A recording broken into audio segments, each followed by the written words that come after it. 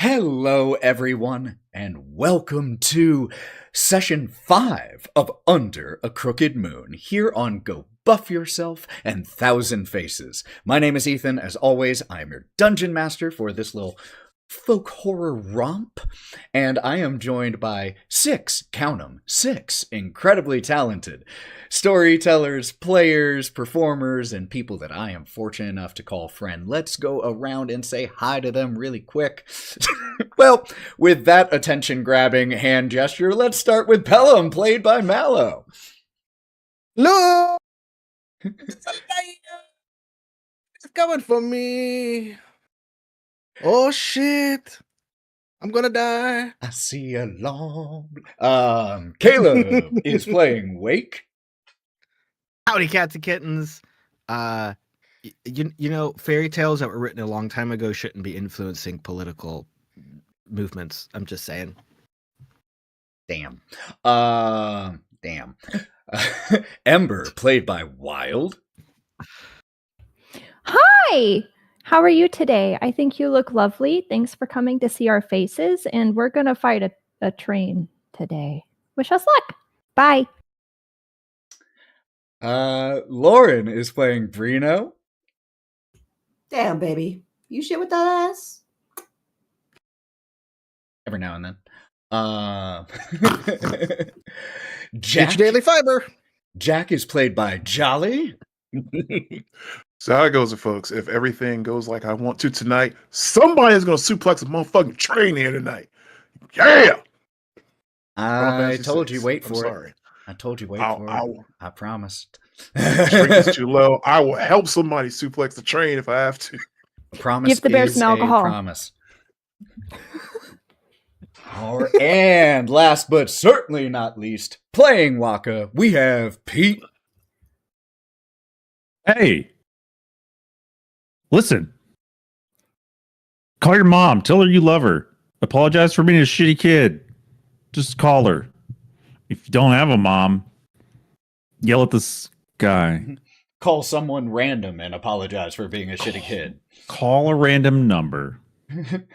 And just say, I apologize for being a shitty kid. That might hit people. Let the universe know. Let it cleanse. That actually, yeah, that might heal some people. Yeah. We do have a few announcements before we jump into the session, but they'll be super quick.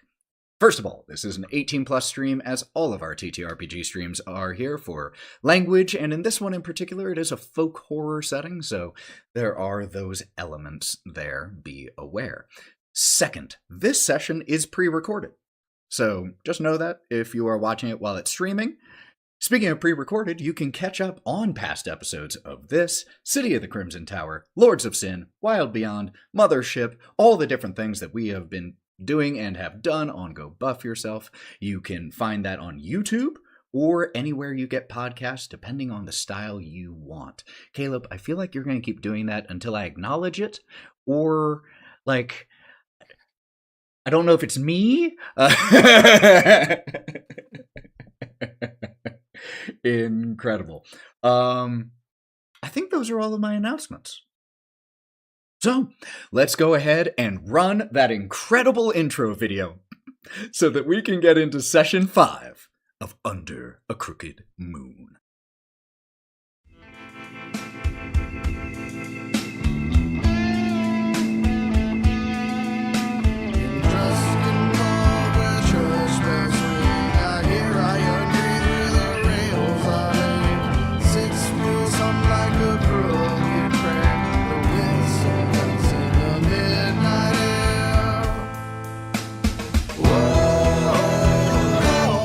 I see the long black train under a crooked moon, under a crooked moon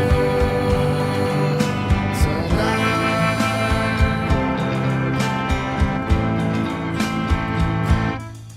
When the wheels slow, then mournful hum, and the dust conceals to the rising sun. Lay me down by the old rail line where the dead keep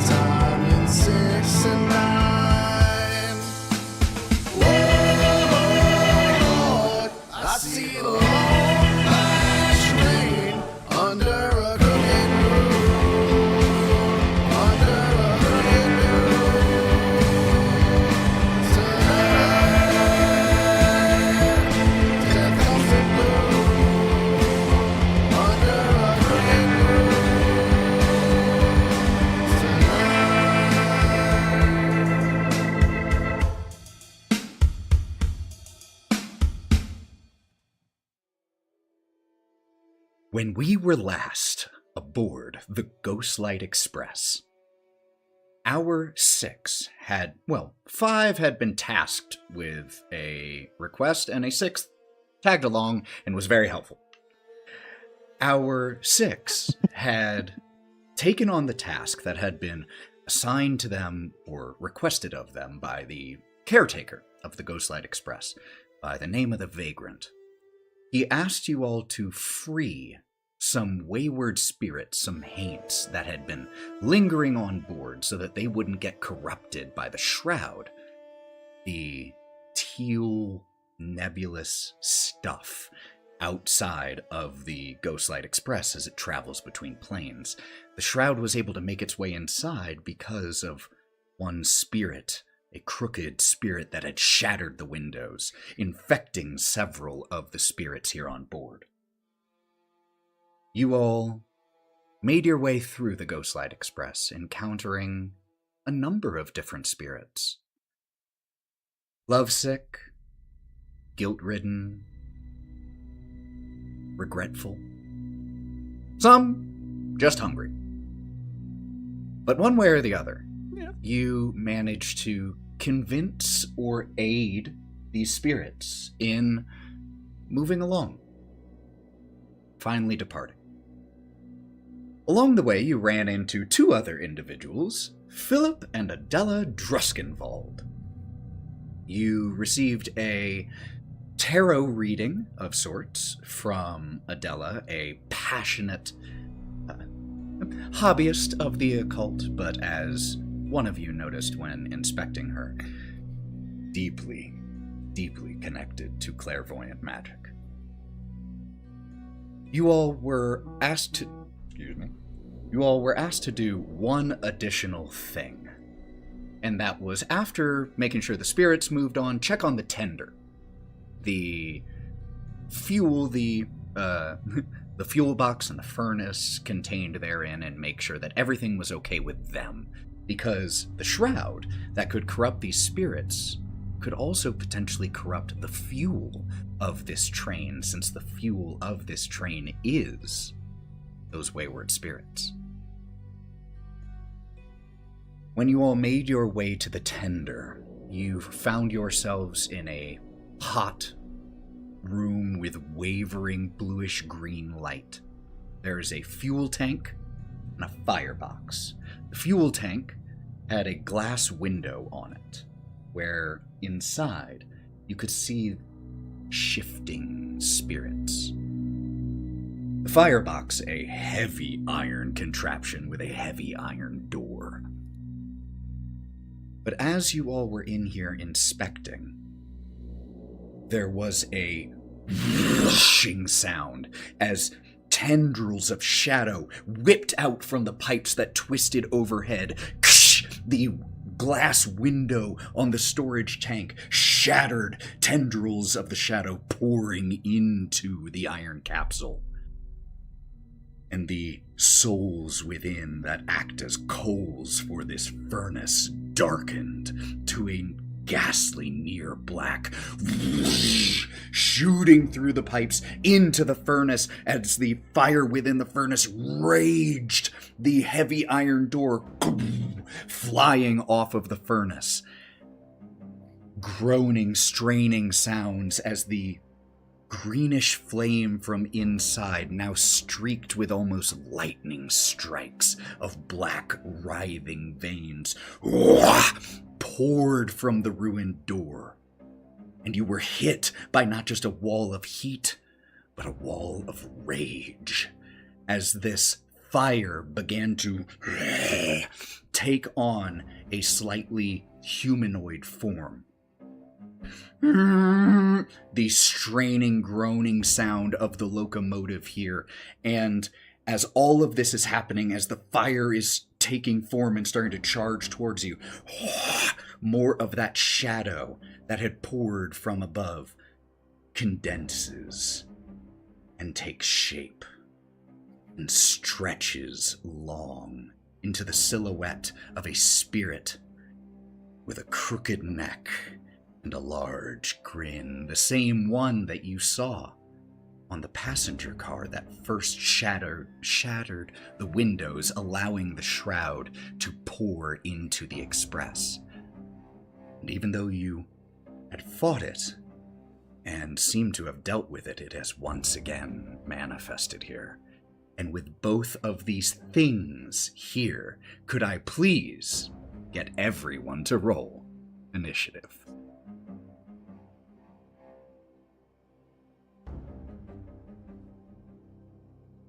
Who's got the one that makes the fire sound? What?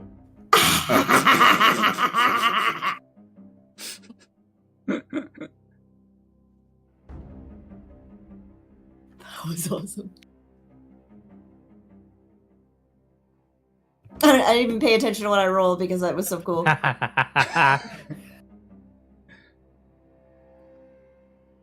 All right. What did we get? Anyone beat a 20? No one beat a 20. All right. Who beat a 15? Wait. Oh. No. Breenoh.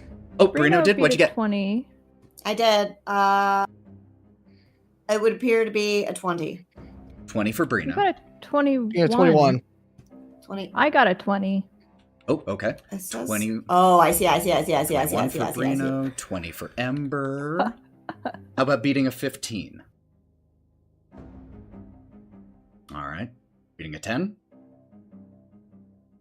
Oh, dear. I got a 13. Oh, there we go. I got 13. Hey, Wake just got a 24. Are we just rolling dice? Yeah, what's happening? What is going on? I'm sorry. It's not showing me what any of my rolls are. Neither, so me neither. I have Open no up idea the- what my. Oh, Open up so- the Game campaign log? tractor. Yeah, the game Yeah. log, and then yours will be in black. I am. It's just not showing it. It's to not me. showing me either. It showed my investigation check. I see the everybody heck? else's, just not mine. So if someone else sees mine, please tell me what it was. Does the drop down say I don't see send Wakes to either, DM or oddly, everyone? on here. I don't see Wakes. What? Weird. I see it. You do? They changed D&D Beyond since the last time, everybody. I just want to put that out there. Yep. It's also called D&D 5.5e, which I think is the dumbest fucking name in the world. But hey, what are you going to do? 3.5, Don't give them attention. 5.5. Maybe they'll stop So making name changes. Confused. 3.5 was also woof. Yeah, that's interesting. His rolls aren't coming up for me. No idea why. Yeah. But what did Wake get on initiative? What- I'm seeing a 24. Initially, well, that's his If- last one. That's the last If one. D&D Beyond is giving people problems in terms of rolling, feel free to roll physical dice. It's fine. Totally. Well, now You Wake have to stuff do math. moved away for me, so. Oh. I have the log up. If you want me to call them out, call the numbers out. I mean, that's. I think people should be able to see their own numbers. So if you want to roll Would you like physical to- dice, That's it's true. fine. I could tell you the original number. Yeah, sure. What was the first roll that Wake got for initiative? According to the log, 16. 16. Okay. We'll go with it. We'll go with Yeah. it. Jack, what'd you get? What was that? You were muted. 7. 7 for Jack. 7. And what about Wokka? I rolled a 3. A gentleman's 3. You're not ready. Ouch.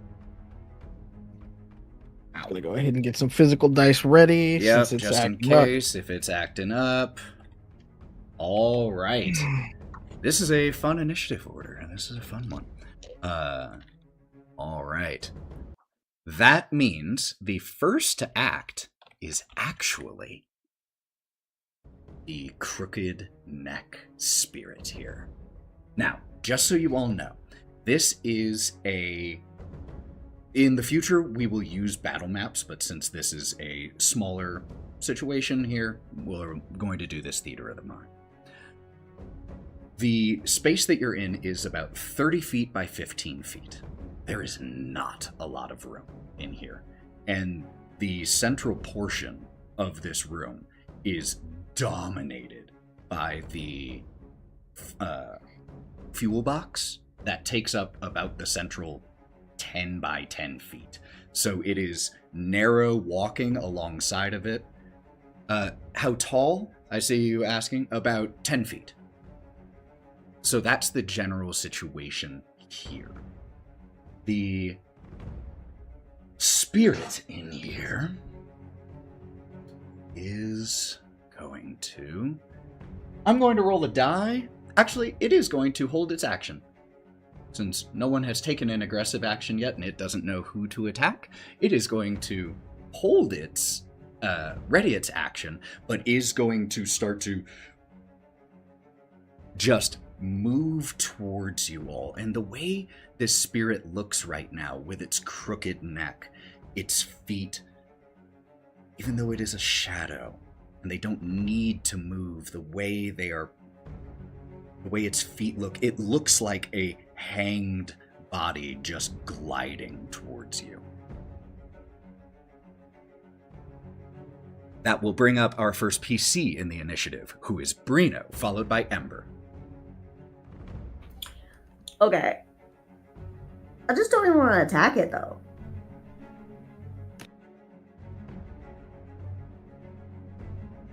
You don't have to. I'm making you. It gonna be attacking you, but, you know. I kind of figured that would happen anyway. Yeah, I kind of figured. Okay, so, you know, Breenoh's gonna be like, okay, everyone slow down. And he's gonna grasping branch. This creature is within 30 feet, correct? Everything is within 30 feet I kind of figured everything it. in this room. I kind of figured everything was everything on top of everything, yeah. Okay, so I'm going to do just grasping branches to Now- try to... Which of the two are you trying to use this on? The living flame or the spirit? And I'm trying to give you some... I'm going to try to do the spirit because... Well, actually... I don't think I could do anything to either of them because they don't have a corporeal form. There it is. That's what I was trying to give you through the descriptions. Yeah, okay, Yep, so... they are, with you having figured that out, I'll let you know. Both are But that's immune my to thing! grappled. It's hard to grapple a spirit, it's hard to grapple fire.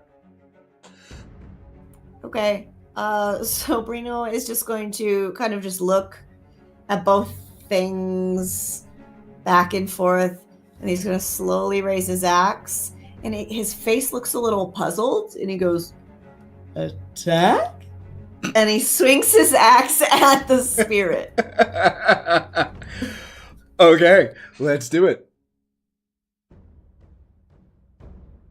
Let's see if it fucking tells me.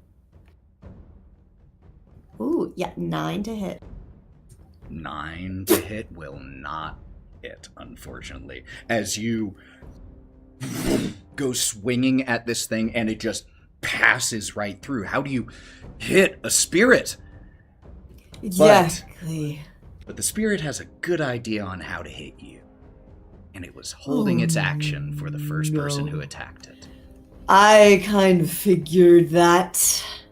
He's gonna just drag his axe slowly towards him, very, very sad. His bark shoulders slumping forward. I spoke too soon. It also has no idea how to attack you. It got a 3 on the dot.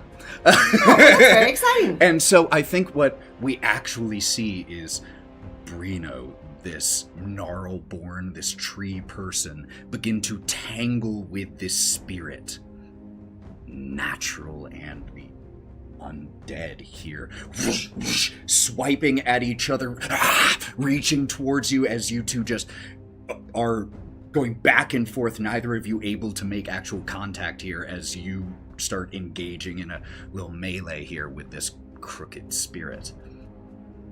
That will then, unless you have a bonus action, bring up Ember with Wake on deck. All right. Ember's up. Wake, you are up next. In seeing the interaction between Breenoh and the spirits, Ember's gonna be like, "Oh, are we dancing? Or are we fighting?" I guess we're fighting. And whip out her spear. The line is Extended a out. small one sometimes. Well, that's what it reminded me of, getting Mhm. through hallway. Oh, just let me get past you. Oh. Excuse me. Just excuse me. And I'm going to la la la.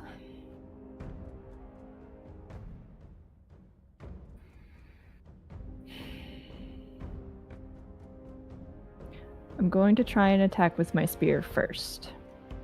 Okay. Remind me, which did you say you were attacking? Were you going after the spirit or the flame?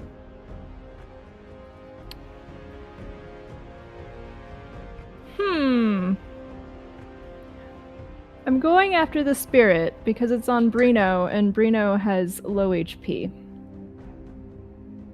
But that is a good question and leads me to wonder what the flame has to do with this.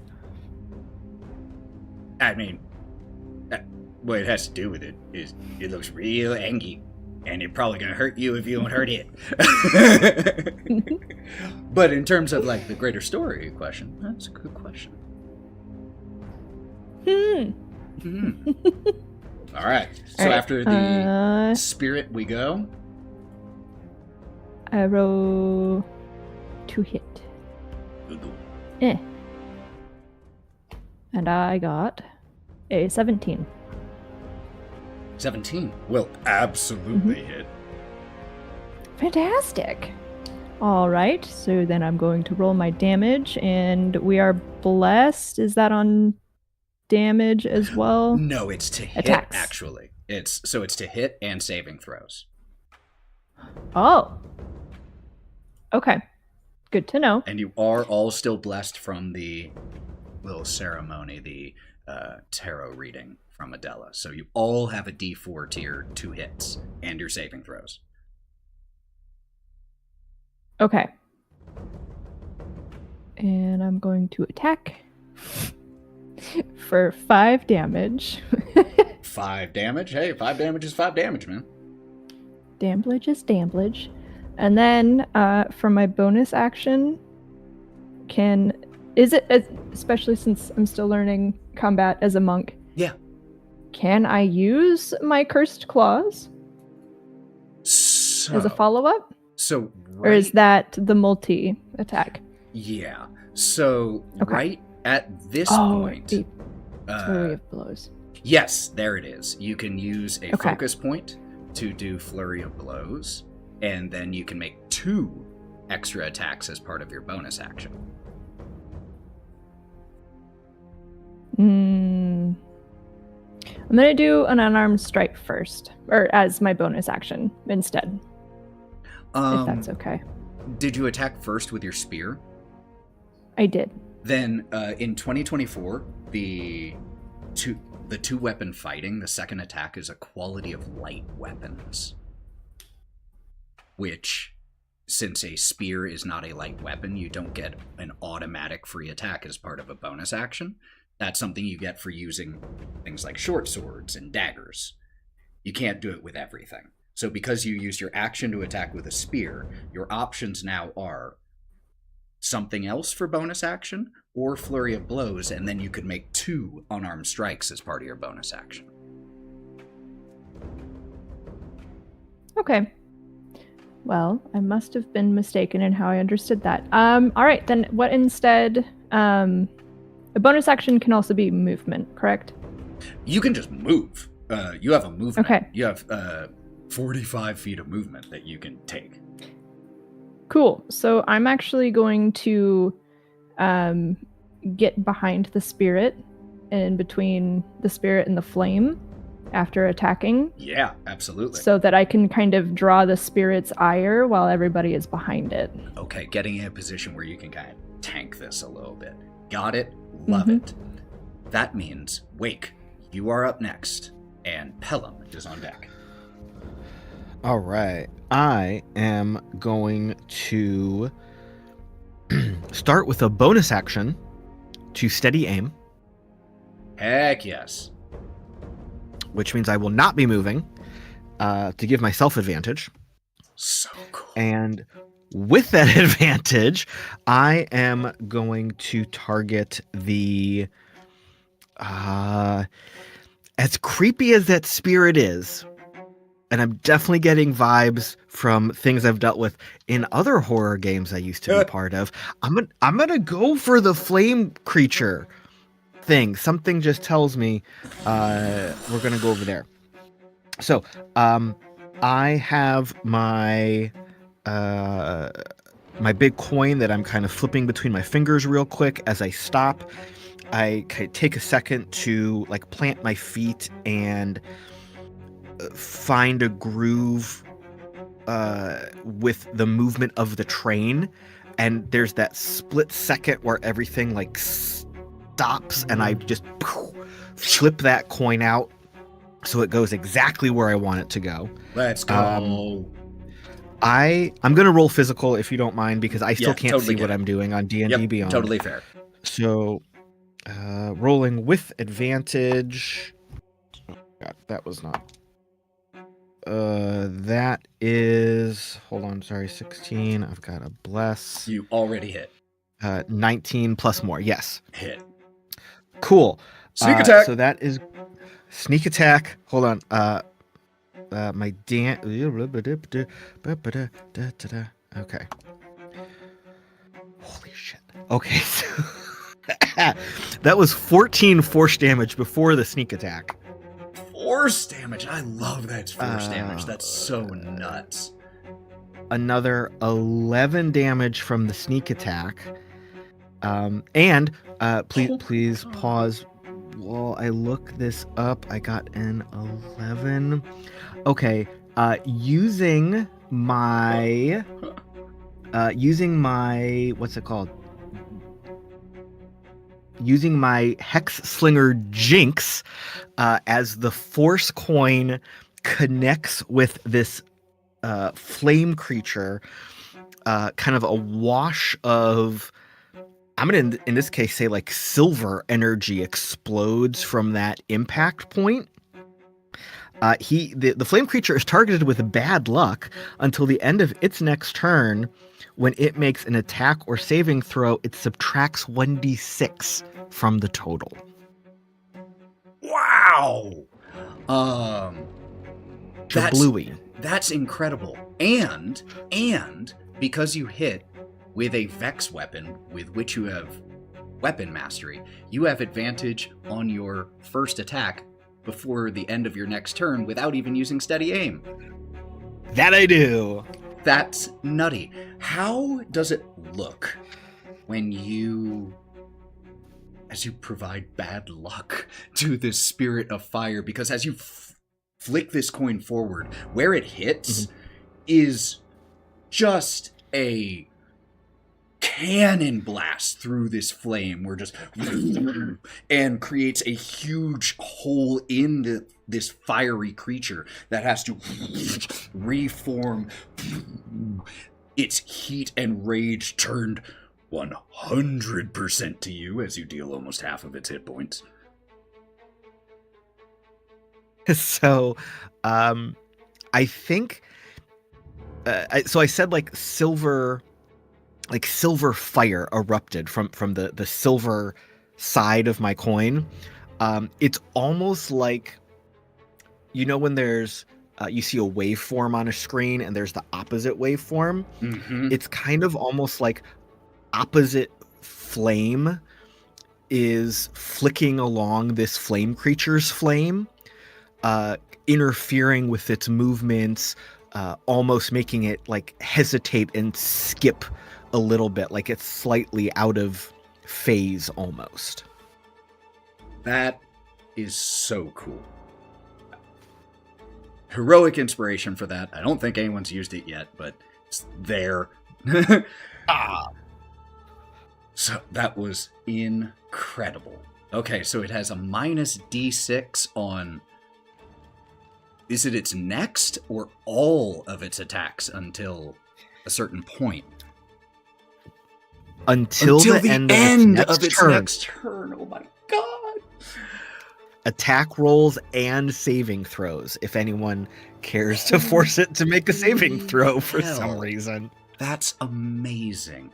Incredible turn from you, Wake. That brings Pellam up with Jack on deck. So are these creatures? Everything in 2024 is a creature. Just so you know. Everything that is alive is a creature. I'm gonna cast Unraveling Whisper then. Okay, what does that do? I get to choose 2 creatures that I can see within range and whisper a frightful phrase. I'm gonna scare them to death. They gotta make a wisdom saving throw. Otherwise, they're gonna take 2d6 psychic damage. Then they'll be frightened of me, which, let's be honest, most people probably should be. And until the start of my next turn, and then in their frightened, they can't. They have vulnerability to bludgeoning, piercing, and slashing damage. Okay. Whoa. This was a wild 2 rolls that I just made. For the fire, for the Soulfire Stoker, as it is called, that's a nat 1. For the spirit, that's a nat 20. But I have to roll Nice. a d6, and I rolled max. Uh-huh. So I took a nat 20 down to a 14 because of that jinx. Mhm. Does that succeed? It meets the wisdom 4D thing, yeah. Okay, Sadly. so It still takes half damage. Yeah, that one will take half damage, and the other will take full. Where's my other thing? Oh, Oh, those were some rolls. Well, it's a good thing. It's a good thing for half damage on that because I rolled an 11 on the damage. All right, 11. Man, wrecking ball. This thing hasn't even gotten to act, and it is bloodied. Incredible. Anything else from you, Pellam? Otherwise, Jack is up next. It's now frightened. It has vulnerability to bludgeoning, piercing, and slashing damage. Yeah, that's it on that. Anybody want to hit some fire? It's frightened. It can't move closer to you. And it's at the far end. Oh no, that fucks with my entire plan. All right, incredible. That means Jack, you are up, buddy. All right, so just to make sure, I can use my action and bonus action to cast a cantrip, right? One is a bonus action cantrip, the other is 100%. an action. So in Perfect. 2024, All right. here's how it works. You are limited based off of spell slots. So you can only use 1 spell slot per turn. Which means, theoretically, if you had, like, something that you had, like, a cantrip, or you had a leveled cantrip like Misty Step, but then you had a staff that let you cast spells from it, you could cast a 2nd level spell from it because you aren't spending a spell slot. So just so you know how it works, it's entirely based off of spell slot usage. All right. So first, we're going to open up with, I'm going to aim a Starry Wisp at the fire. So let's see how this goes. And did I get the blessing? Everyone did, yep, plus D4. All right. So then I just get another D4 plus that 10. Oh, this is enough. God. 13 to hit. 13 barely misses. So you have a choice here. You can let it ride. You can try to re-roll. Yeah, we'll burn the inspiration. I'll probably get. You'll get it. Let's hope I get it back. Yeah. All right. Let's try that again. Starry Wisp against the fire. Come on. 16. That plus- hits. That hits. All right. 16 hits, and we are going to do 1d8 radiant. So that is 7 radiant. Shit, okay. As with Starry Wisp, just from above, coming through where the tendrils of smoke had come down, just this bright light descends, and on top of this flame, just causing a ripple through it. You can almost hear like when a fire or a candle is starting to gutter, it almost sounds as this impacts like strong wind blowing through this flame, and it is trying with all of its might to stay around. And it's looking real rough, y'all. Anything else from you, Jack? Alright, so finally, bonus action just in case. Tap quarterstaff on the ground, sickle blade comes out to catch Shillelagh, and that will end my turn. Beautiful. All right, well, my options now really are limited. Because I had a whole plan of this, what it was going to do, and it was going to hurt real bad, and now I can't do it because it's scared.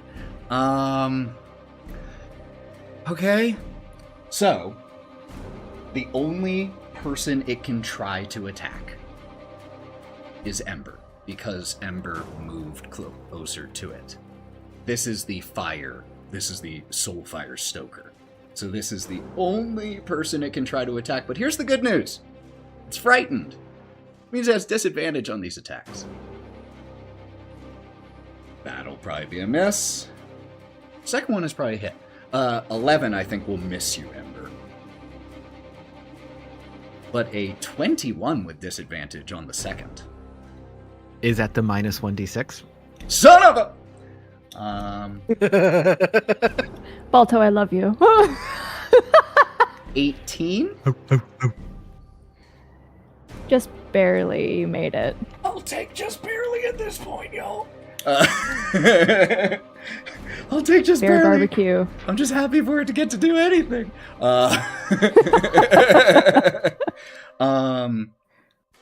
right. So that is 8 points of fire damage to you, Ember, and you have disadvantage on your next attack roll, as this green flame scarred with black reaches out towards you, burns you, and you just catch alight a little bit. Oh, Pellam. No, keep going. This is okay. in reaction after you get done with that. Cool. And just, it doesn't catch you alight to the point that you have to, like, put out the flames, but it's enough that it's distracting to you, so you will have disadvantage on your next attack. I wasn't looking to become bear barbecue, but thanks. At the end of its turn, because you are within 5... Oh, yeah, the reaction. Yeah, before I can get to the end of its turn. Yep. I'm gonna look at it, and I'm gonna stand. I'm just gonna kind of go out to the side of the bear like this, and be like, "Bitch, you messing with Smokey!" And I'm gonna cast Killing Joke and deal psychic damage to it as well, I love these because it deals builds vicious mockery. so much. I'm gonna pet Pellam on the head. Just be like, thank you. Sorry, I'm stinky. So vicious mockery, so it has a save. So wisdom 14. It has a minus d6 on this. I'll roll that. And disadvantage. Oh god, and disadvantage. Stacking the buffs. That ain't gonna cut it. Not with disadvantage and minus 4. Nope. 7. Nope. It takes 3 points of damage. And still has disadvantage from that again. Stack. Incredible. At the end of its turn, Ember, like I said, this thing is radiating not just heat, but more. You can see that this energy in here, the shroud, this spirit has corrupted this fire. And where you were burned, you feel your flesh start to rot slightly. And you take... Yeah? Is this necrotic damage? It is necrotic damage. I have a defense against necrotic damage. You have resistance if memory serves. Okay. So that means Yes, you will only take just half wanted of to this, remind you. which is great because I rolled max. So you will only take 4 points of necrotic damage. Breenoh, we're gonna be in the single-digit HP club here soon. That brings up Wokka, and then we are back to the top of the initiative order. Okay. So, Wokka, Wokka's the brave one. He's brave, but he's pretty scared right now. In reaction, Wokka's gonna back up and just scream in terror, just like ah. Except for he's going to cast Bane Dread Speech. Love it. Okay. So, Bane, I don't think there are any saving throws. I think it just happens. So Charisma save. up to 3 creatures of your choice I assume that you both see. of them. What's that? I said I assume you'll be targeting both of them. Yes. Must each make a charisma saving throw, and it says charisma 14. Well, here's the fun thing. The spirit 100% fails. Got a 3. With disadvantage, again because of frightened, the Soulfire Stoker got a 14, but then I have to roll I don't have to roll the d6 because it's past the end of its turn, and that only lasted until the end of its next turn. So with a 14 on the nose, it meets it and beats it. Ooh, okay. Well, for the theatric part, just imagine a 6-foot-tall catfish just yelling whatever it sounds like. Its maw just fix it in post. I don't know. Whatever sound you want to make. I don't have a voice. Perfect. Whatever scares that thing. Just this eldritch gibbering. Yeah. So the one that failed, whenever a target that fails to save makes an attack roll or a saving throw before the spell ends, the target must subtract 1d4 from the It attack roll. succeeded though, so it resisted Bane because it got a 14. But the one that did failed, correct. yeah, absolutely has a minus d4, Nice. 100%. Okay. As that one shudders slightly, the spirit, while the fire does the exact opposite and ignites more with desperation here.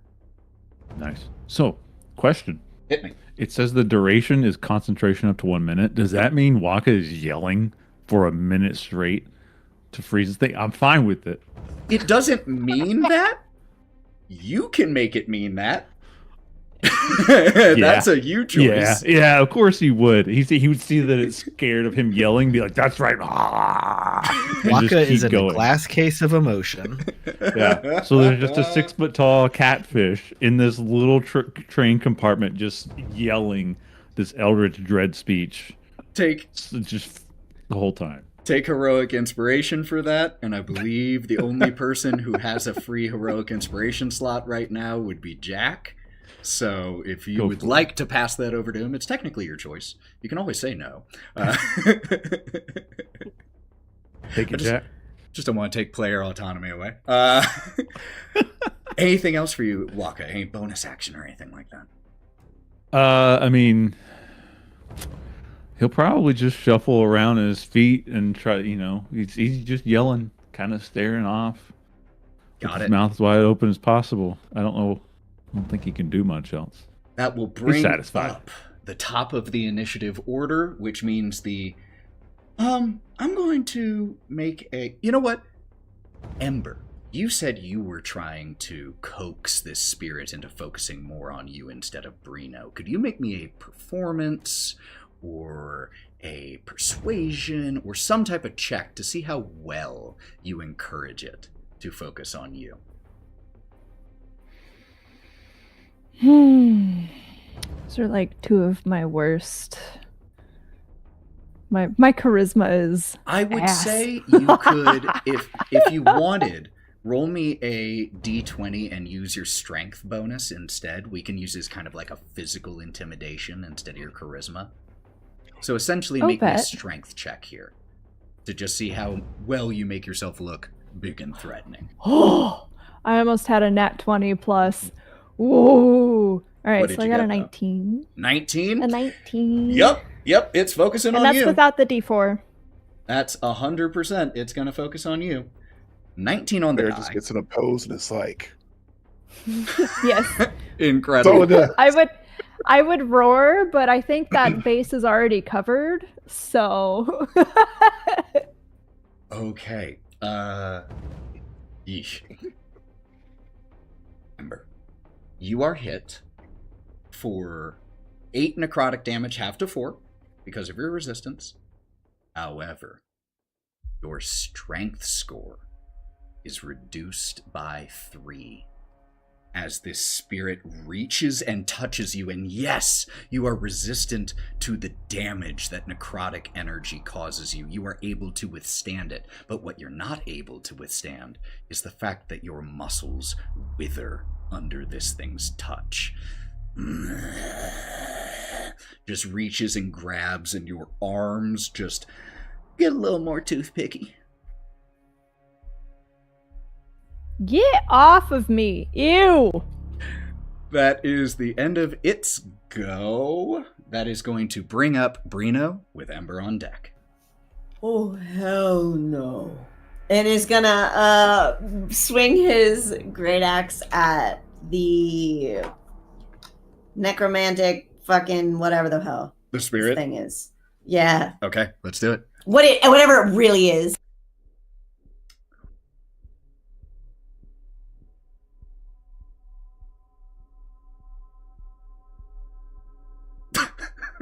Didn't hear that reaction, but I sure saw it. 11. 11 is just shy of hitting this thing. Heroic inspiration! Let's do it, come on! I want to hit it.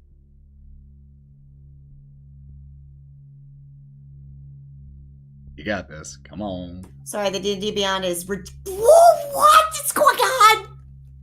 12. Meet to beat. Thank God. You just needed one higher. What the fuck? Okay. And that is going to be the...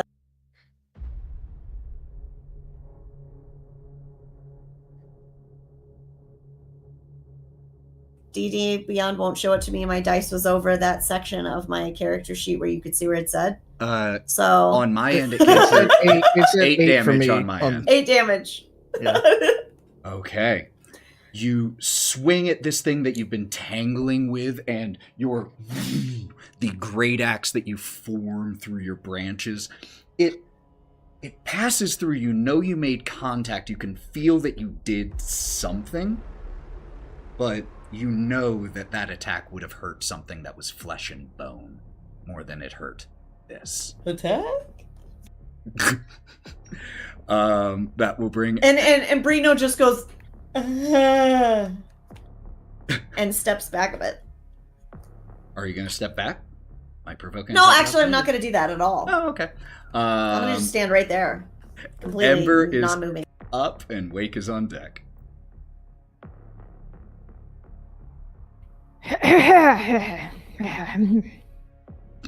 Well, all right. As singed and injured as I am, I'm going to use my cursed claws. Yeah. The dexterity type instead of the strength type. Good thinking. Hit the spirit. The spirit? Okay. Yes. Hold on. Okay, I got a 17 That will absolutely without my hit. blessing. Already hits. Fantastic. Awesome. Alright, so that's going to be damage of 10. And damage. Okay. Are you going to use your Curse Claws feature here, or are you just using it to attack? I'm going to use my Curse Claws feature as well. Wait. How would I go about that? So your Curse Claws, when you hit, you can simply choose to curse it. You have 2 uses per long rest, and if you choose, it has disadvantage on all D20 rolls until the end of its next turn. Oh, absolutely. Yes, I'm cursing the shit out of that thing, and I'm gonna yell, "Get cursed, motherfucker!" And then after hitting the spirit, I'm going to get out from in between the fire and the spirit and stand by Breenoh. And say, Okay. attack! So, if you move away, because you were the only one that the Soulfire Stoker was threatening, if you move away from it to get to Breenoh, it will provoke an attack of opportunity. Are you okay with that? What's it gonna do? Kill me after I've already died? Maybe. But it still is within line of sight of Pellam. And it got a nat 1 on disadvantage. So that'll be a miss. As you I love the buff club. slice through this spirit, and where you slice with your claws, it almost physically rakes through it, like claws tearing down wallpaper. And you can see that you have dug into this thing, not just here, but wherever else it may be. Incredible. Wake is up. Pellam is on deck. All right, so the spirit was just attacking Ember, but the spirit fire was attacking creature that I The spirit was attacking Breenoh. And the fire, the Stoker, just attempted to attack Ember, but missed. And that was who I attacked last turn. I do not like this fire creature hurting my bear friend. So I am going to once again attack the fire creature. I have advantage because of my Vex property. Yes, you do. So, rolling with so advantage and bless. That is a 21 to hit. Yeah, I'll hit. And since you had advantage, So, you know what that means. so as the creature was swiping at Ember, I see that, like, that perfect tactical moment where it left itself open, and I'm able to, like, almost like skipping a stone, whip this coin right into an open spot. It is going to take 10 force damage. And then for my sneak attack, Yep. It's only a 2. However, because of my jinxes, that's a snake eyes. On the target's next turn, it can only do one of the following: move, or take an action, or take a bonus action. If it targets me or an ally with an attack, it takes 2d6 psychic. That's incredible. It would be more incredible, potentially, in this moment if it took effect. But as you launch this coin through this flame, like I said, it was already slightly guttering. Your first attack was like a cannon shot through it. This is like a tornado hit a small campfire, and you launch this through, and the fire just goes out. But as it does, the train car you are in begins to shake violently. There is an ear-splitting blare from the Ghostlight Express's whistle. There are vicious jolts that toss you all side to side, each one of you taking 2 bludgeoning damage as you are slammed into the wall, and there is a sudden feeling of weightlessness as all of you are launched into the air, and you feel that the Ghostlight Express is derailing.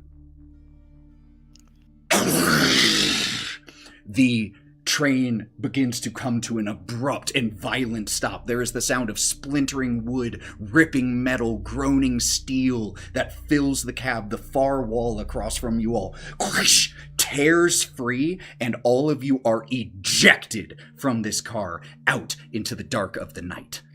And could I get everyone to please roll me dexterity saving throws? We also get our bless on that still Yes. for anyone that needs it. You're looking for a 13 or higher here, y'all. So hands up if you succeed.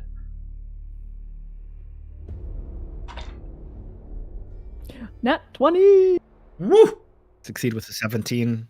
Okay, I saw 4 successes: Wake, Pellam, Jack, and Ember.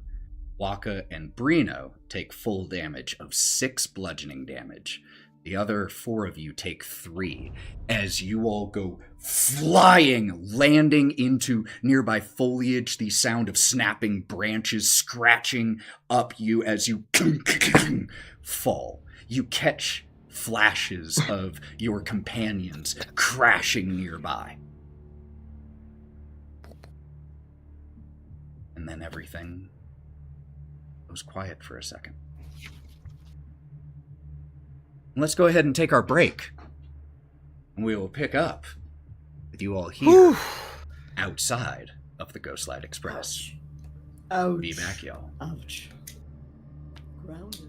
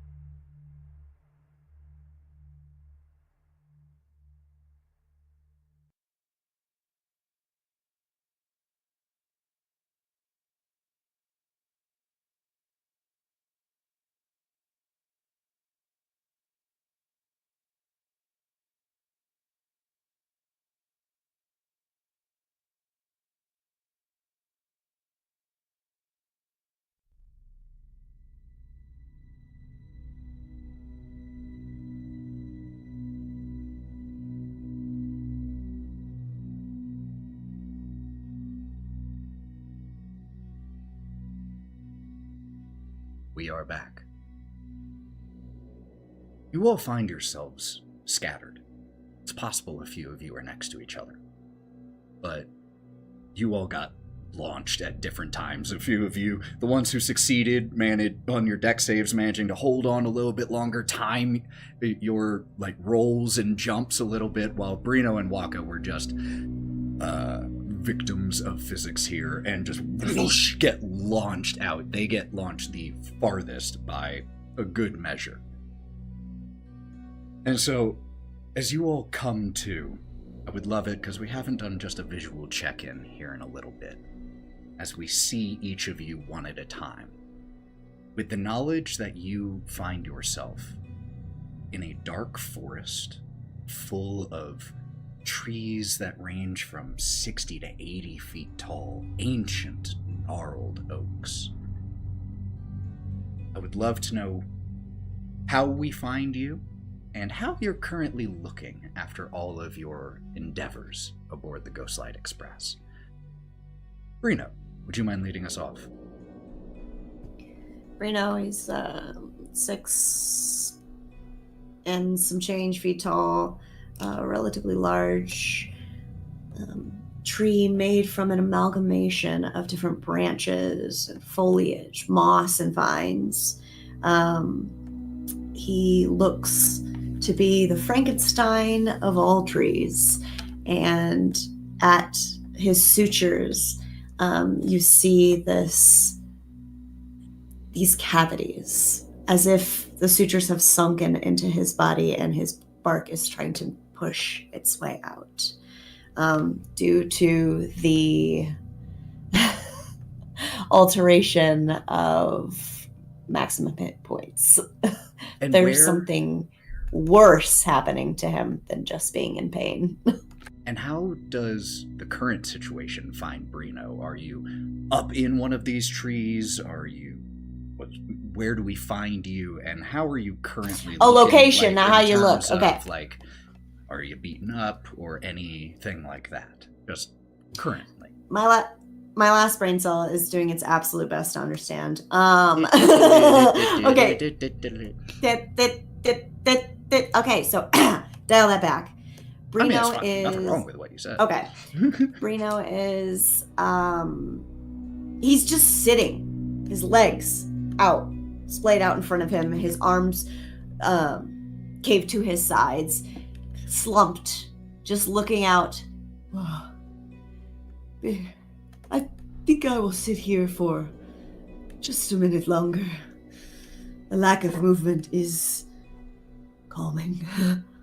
And he just stares at the train going into the distance. Or I guess the rail into the distance, the train missing from it. Mm-hmm. And we see that not too far away here is Wokka. Where do we find you? How are you looking? Ow. Kind of wrapped around a tree towards the bottom of a slight hill.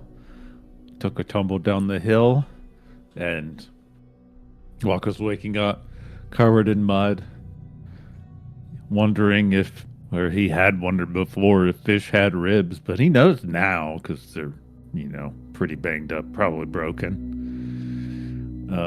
Covered in mud. And one of the good things about being a catfish is when they're covered in mud, they kind of look like they do when they're regular. So if anybody comes upon it, be like, that's a fish, without knowing that he's banged up or in just so much pain. My favorite part there was Caleb's face there, just like... And little distance away is where the other 4 of you kind of landed. Again, not right next to each other, but more generally in the same area. Jack, where are you? How are you looking? Okay, so a little bit past the other 3 that I might have landed near, because, I don't weigh as much, so I actually flew a little bit further than everybody else. And when I come to, I'm conscious, I'm aware, and there is some small woodland creature just staring at me. And I'm saying shoo, and I'm trying to, do the hand motions to get rid of it, but my hands are not responding. So I'm just like kind of shoo, shoo, shoo. Yeah. And it's at that moment that you notice that you are seeing this little squirrel here that just came to investigate from a very low perspective.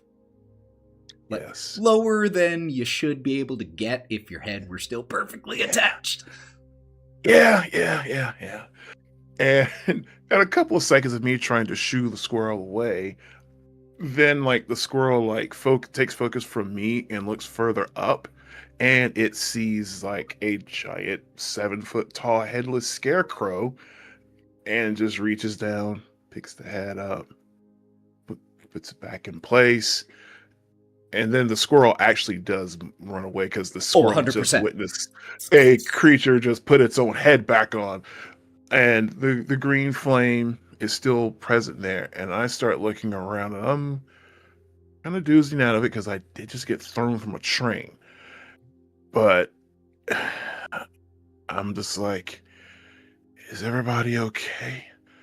How is everyone? I am a little bit out of it, but my head's on right. How is everyone else? As you're looking around, Jack, which of your 3 other companions, Wake, Ember, or Caleb, do you spot? Or I said Caleb. Wake, Ember, or Pellam. So Caleb's there too. Man, this Ghostlight Express really does bring people from all different planes. Damn. A whole We broke the fourth wall. thing. Yeah. Bastion. He has his phone. He's got a phone with him too.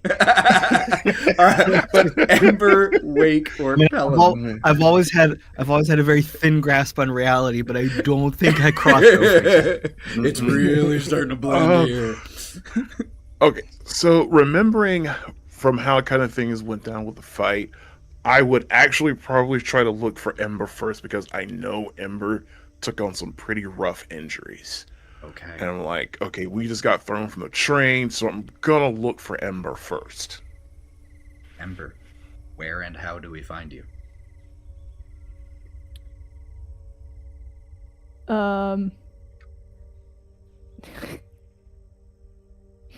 gonna be landed on like the back of my shoulder blades, head on the ground, and my butt up against a tree, just kind of like dangling my feet, like, oh, my arms are out like this, like, oh, my fur's all ratty-tatty, dirty, my cloak's all twisted around, there's brush in it, and I'm just like, oh, is this what death is? And Pellam, where and how do we find you? Pretty far away from the train because he's like, 3 feet tops and basically Pinocchio. Face down, ass up in the dirt. And just, straight up, just looking at it. And then he just suddenly like pops back up and kind of like shakes off all the dirt and stuff like that. And when you see it, he's now wearing like a lumberjack outfit. Since we're in the forest. And he's just kind of looking around like, well, that was something. Let that be a lesson, kids. Always snuff out your forest fires. Now, speaking of creepy ass forest, one thing I will say, Pellam, that you notice is that in your hand is a string. String that was previously attached to the end of a floating balloon.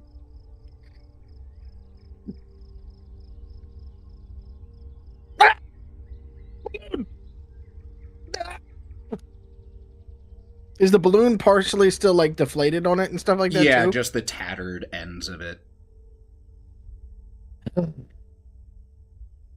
That's the 3rd time this week. And he's gonna like undo it from his wrist and all and just kind of pull it up and put it in the bag. and just kind of close the bag back up. And it's like, all right, we'll figure that out later. Jesus. That's why we can't have shit in Detroit. And he starts walking off to go like meet up with Jack and them. As you start walking off, you hear in your head, "Well, that shit went off the rails, huh? See what I did there, Pellam? It was a train pun." Yeah. Yeah, it's when they said throw mama from the train, it was just not quite. I wasn't supposed to go get thrown with it. You get it, yeah. And Wake, where and how do we find you? All right, so as I flew through the air, I think I was able to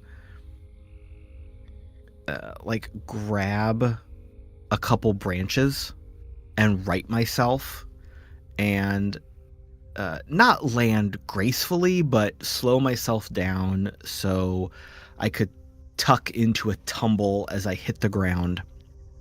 And I come up from the roll in a crouch, low to the ground, looking around, trying to figure out what's going on, very dizzy, kind of shake to clear my head, brush some of the dirt off of my shirt, and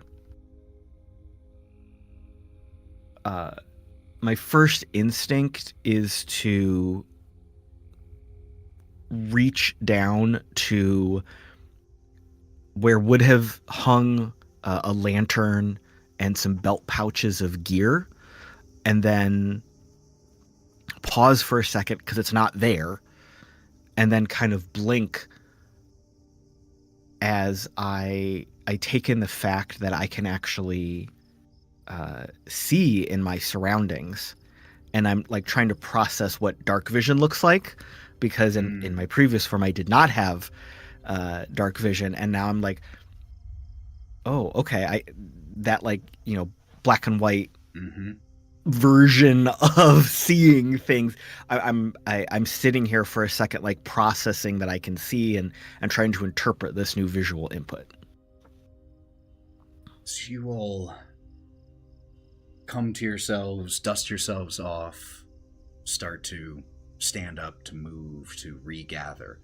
I'm going to absolutely give you all the roleplay time when you do all get back together, but I want to describe really quick what you all notice as you all are regathering. Like I said, dark, ancient-looking forest, twisted, gnarled branches here.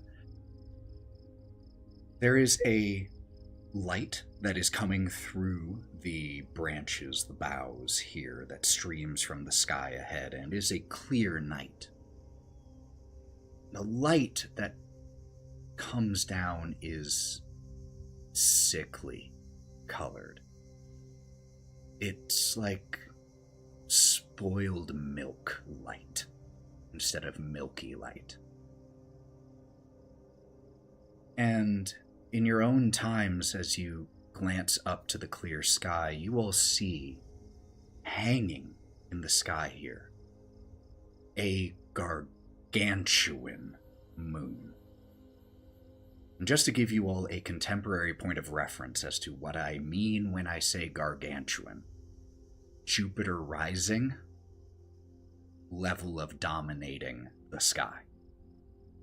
So large and so bright that, Wake, your dark vision only has to function in the deepest of shadows. It is fairly easy to see most of the spots here with how bright this ghastly light is. But it's not the light or even the size of the moon that really makes you all pause. It's the shape. It's a crescent moon, like I said, but it is a terrifying visage, a haggard-looking face. And I want you to know that when I say face, I don't mean face in the way that humans find patterns in chaos. I mean a distinct face with a long, bent, crooked nose, so long it's almost a third spike of this sharp crescent moon. There is a single lidless eye and a large grin filled with sharp, crooked teeth. As you all start to come together, you also notice that there is faint glowing from different areas around you, and you notice that when the Ghostlight Express derailed, the cars also decoupled. The spectral cars are lying here and there, but they seem to have done no damage to the landscape being spectral.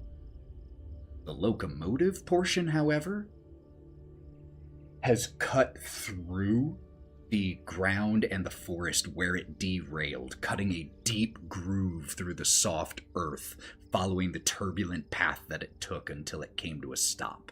And you can see it stopped off in the distance on its side. And the six of you, one by one, come together once again.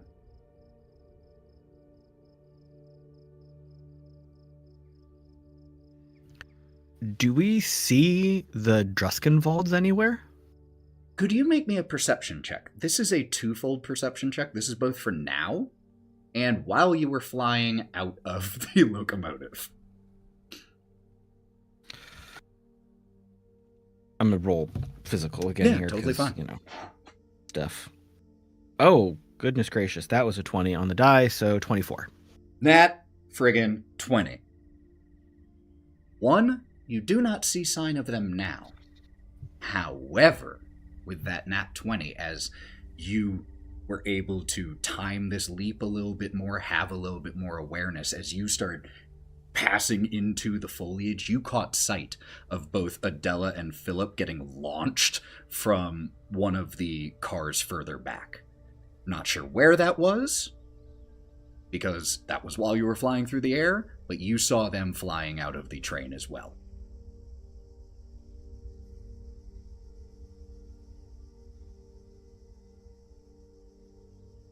And you said we're all kind of coming back together, Yeah. you know, shakily regrouping here. Well, that was that was a hell of a thing, wasn't it? Are we all okay? Everything hurts. And does that moon have teeth? Was gonna ask the same question. Are y'all seeing this shit? I've never seen Yes. teeth in the moon before. That's what we're looking at now. First time for everything, I suppose. The moon has teeth, and I didn't get any. Maybe you can ask the moon if you can have its teeth. Yeah. I don't think it needs them. Yeah, those teeth are rather big. You might be able to take one and carve a whole set. There you go. Dentures. Or Economical. just wear one tooth in the front. Yes. I'm in a lot of pain. I can't really yell at you all right now, but fuck off. That actually brings that up. How is everyone health-wise? Are we I know we all just got thrown from a train, but we also just got out of a fight too. How is everyone? If I had to put a number on it, I'd say 11 out of 19. Just an arbitrary measurement. just a random I number. see. Everything's on a Understood. scale of 19. Yeah. Typical doctor thing, scale of 19. Yeah. I see. If we want to follow that same pattern on a scale of 27, I'm at a 2. Don't overdo it. I wasn't trying to overdo it. I just, it was just the number that popped in my head. This doesn't I apply see. evenly. We have a lot going on here. Okay. We need a universal standard. 19. enough. Isn't that what percentage is? 19, God.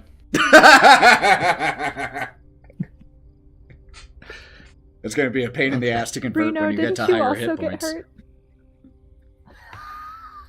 We're my calculator doing the math. If I had to give it a number, 3.2578 Out of 19. Did we just confirm calculators on top of phones in this? In some realm. Calculators are eldritch magic. I'll fifth level spell. Oh no! You're just counting your life force. That's all that is. That's all. That's all. it is. Should not a I be calculator. doing that? You Sorry. may want to. But how oh yeah, go ahead. I was just gonna say, like, I have a way to restore a little bit of health because I get the feeling that we do not want to be vulnerable in this forest. Agreed. Though maybe the trees are friendly. That is possible too. I have to check that. Okay. So, stepping away from the board for a moment. Yeah, that's me pretty much offering. Does anybody need any healing right now? Ember. All right. So, yeah, first one. Yeah, for you, Ember. Yeah. We're gonna get you right here for a moment. First of all, I am going to give Ember. I'm giving Ember Cure Wounds at level 2 to heal for 16. Dang. 16 is good. Thank you so much. Yes. Then, all right. And that was 4d8, Britain. right? That you rolled? Yes. Okay. I just wanna make sure. 4d8. Plus 4. Yeah. Plus 4. Make sure I did it. Did I add the? Oh, if you did on D&D Beyond, it should be automatic. I just want to make sure. Okay, yeah. It did. Yeah. Okay, yeah. cool, Okay, cool, 48. There you go. And then I believe Breenoh? Breenoh. I always forget how to pronounce it. Breenoh. Yes. Oh yeah, you definitely like you could use some help. Oh. So I think it looks rather dashing. I can store stuff in myself. So, Breenoh. Anyway, Tree maybe comes you're with right. pocket. So, that is so weird. Okay, I then just cast Cure Wounds at Gestures to level your 1 head. to heal Breenoh for 17. I don't know how. Don't you love it? 2d4 got 17, but Bless you. 2d8 got higher than a 4d8. Don't you love it? Oh, that's Crazy. That's why I was like, you rolled And- 4d8? Yeah, it was pretty rough. And also for the two of you, you're gonna see me pull out my weaving basket a little bit here, and I'm just gonna whip up 2 little tokens real quick, and I'm gonna hand one of them to each of you. And these are just tokens to hold on to. And what you can do with these tokens is, whenever I try to cast a spell that's a touch spell, I can actually still cast it on you as long as we're on the same plane of existence. It's so cool. That's So in case you- amazing. So in case I need to heal you really quickly and I'm not close, I can still heal you real quick. It's so cool. Does it need to be against our skin, or can it be in our pocket? You just need to carry it. Let's It can be in your see. bag. Just You need to carry you it? literally just Okay. just carry it. And they Just figured I'd will check. they will vanish at the end of my next long rest. So they will stay up until the end of my next So long cool. rest. So A present. All right. Fantastic. And then, all right. So I kind of look towards the others, and now I can still do a little bit more healing if anybody actually needs something. I don't want you to be walking around like thinking you're in danger, even though we Okay. probably are in danger. Let's see. You can't. Yeah, we could just sleep. All right, I could just sleep right here. Oh, Nice. let's see. I just used both. But you just guys just of them. carry me. I can carry you. Oh, Easy. You can. Bless Yeah. you. Put me in your I tree didn't hole. sneeze. Oh, you want to be? Wait, can you say my that to- chest? Nope. With your Oh. branches, your strong branches. Whoa, you with Sorry. my branches. I have to advise against putting a fish in the tree hole. That might be against medical advice. Sorry. That could cause irritation, perhaps. Okay, I'm injured. I'm not Fish thinking tree? right. Both to the fish both and the tree. fish and both the fish and the tree hole. Oh, splinters. Right. Good point. Your You must discretion be is careful. advised. Sorry, Good your point. tree hole remains untainted by my presence. Oh, okay.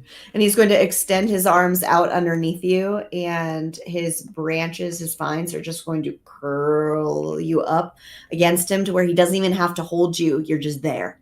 Oh, thanks, Bimo. What is everyone's passive perception? Who has the highest? 12? 12. Who has higher than 13. 15. 15? Who has higher than a 15? Breenoh, then.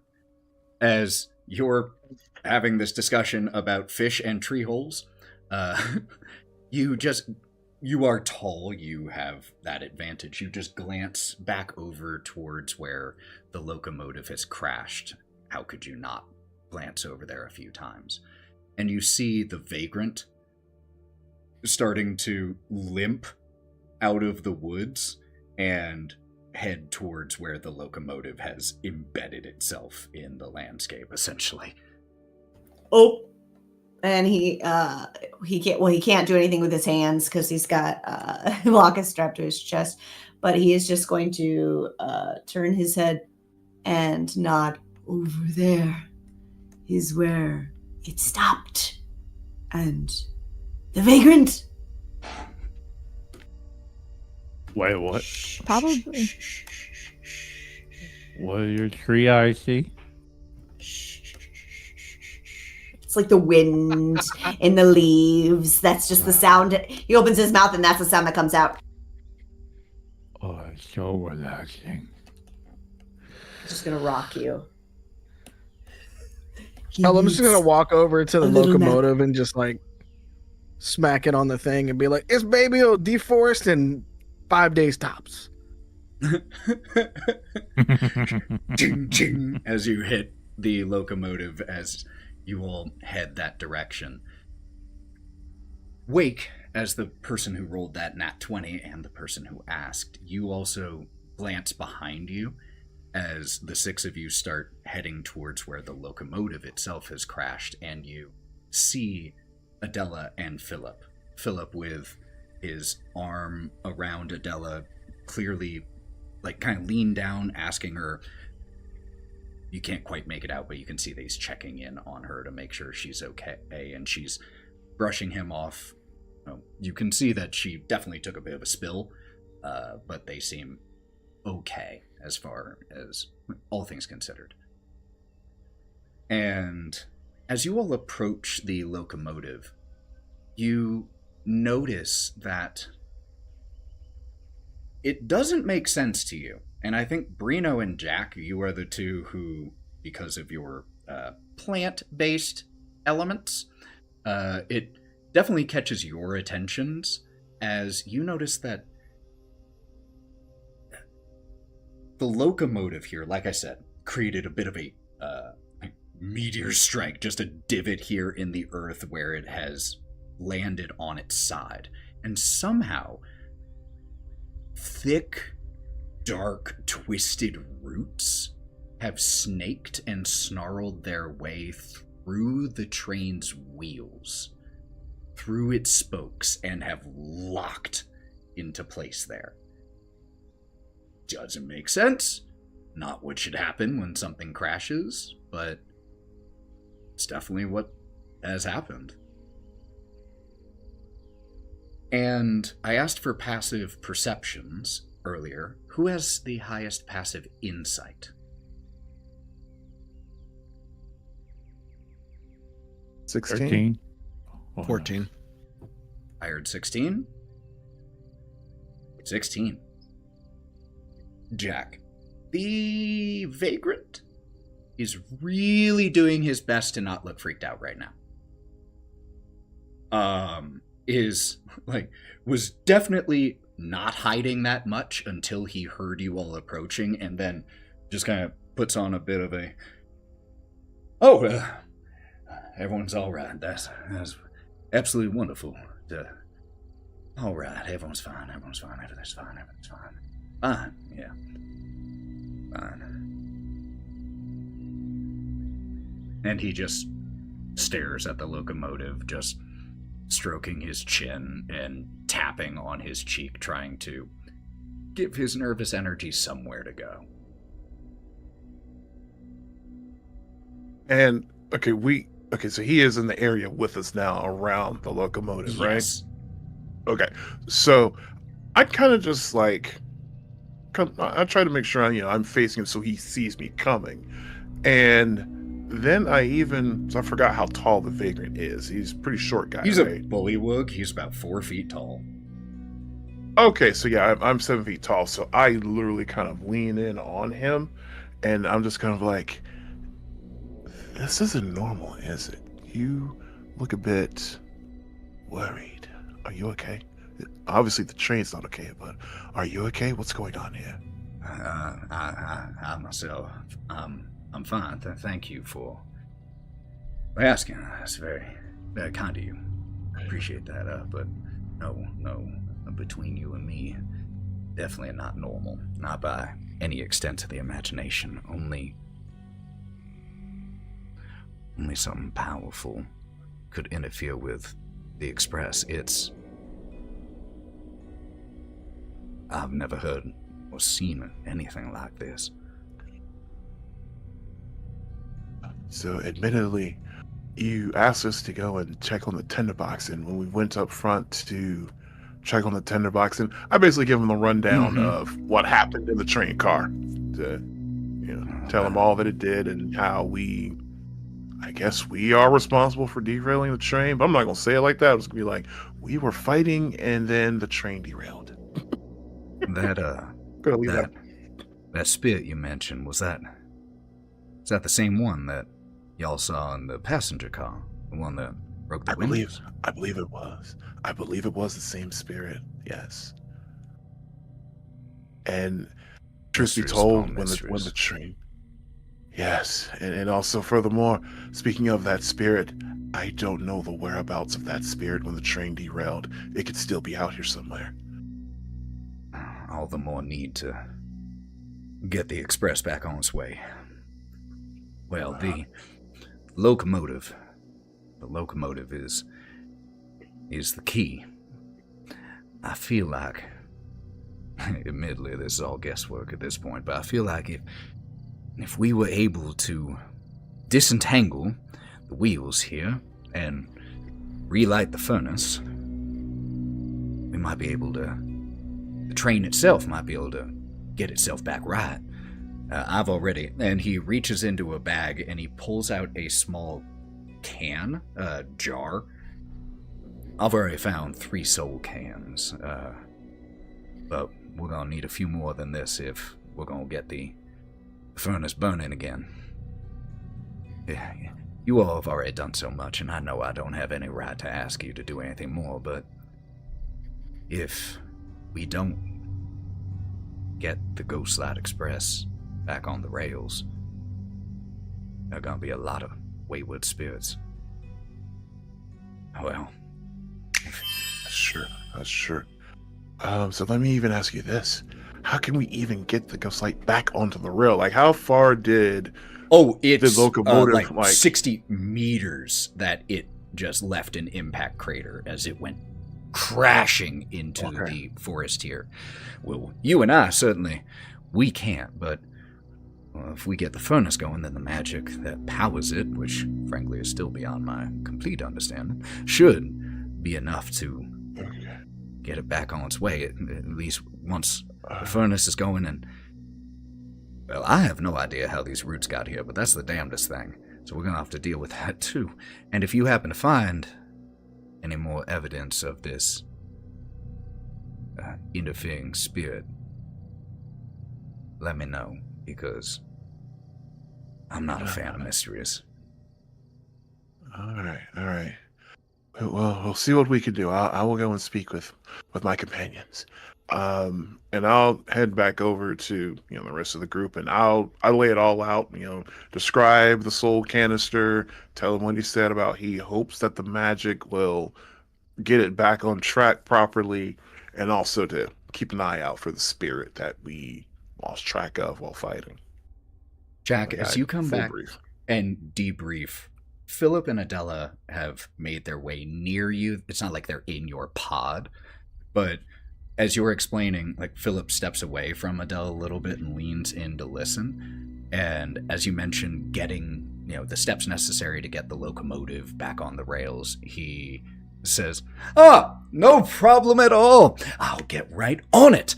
And he marches forward with his cane, just kind of with a little bit of pompous flair as he walks towards the locomotive where it's been snarled. I will handle this. And he raises his cane and closes his eyes. And nothing happens.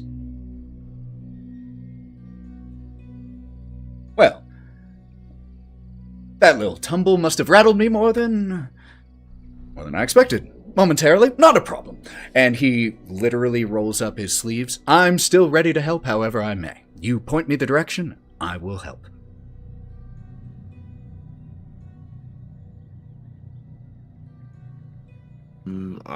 So did This to all was of he you, by the over way. here? Yeah, To all of us. Okay. So did he was catch the near brief you of all. my conversation? Yeah, he heard what you were saying. Like, tried to jump into action, went towards the locomotive, tried to do something, failed, and just turned back towards you all. Well, didn't work. Still ready to help. Question, GM. Mm-hmm. How loud was Philip, and how asleep am I? Did that wake me up? That's either a you call, or you can roll me a perception check with disadvantage to see if you wake up. Perfect. That's what I'm wanting. I don't want to make this call. And one thing of Perception note, check? yes, please, Yes. with disadvantage because you're asleep. And one thing of note, by Yes. the way, Jack, that jar that he showed you, the one he referred to as a soul can, it had those teal greenish spirits inside of it, and it emitted a soft glow. So they should be relatively easy to spot out here if they're glowing slightly, but that's just something you noticed. And what did you get on that perception check? So disadvantage is rolling 2d20 to take the lowest, correct? Correct. The inverse of advantage. That would be a 6. 6? You are. Yeah. If you want the dice to dictate it, then you are still out. Okay. The vagrant lives another day.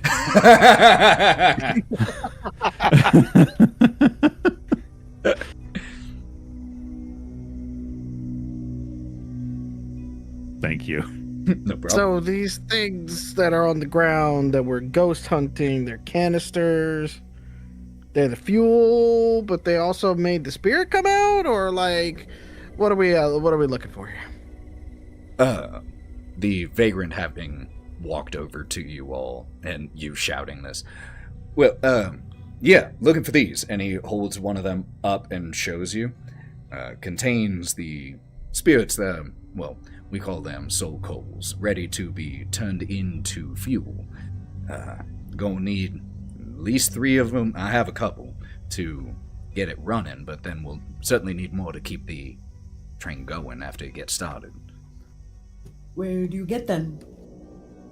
Normally, we store them in the tender, but since that has crashed, I found these 3 while I was making my way towards the locomotive.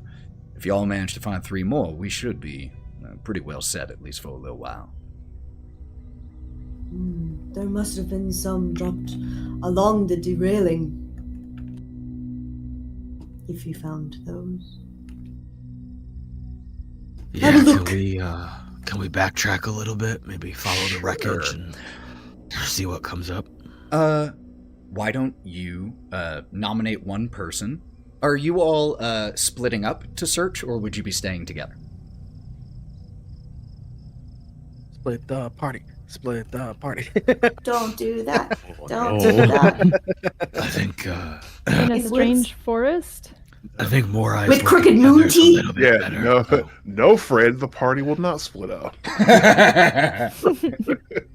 Fine. In that case, if you're all staying Chaos together, Goblin. could you please nominate one person to make me a perception check with advantage?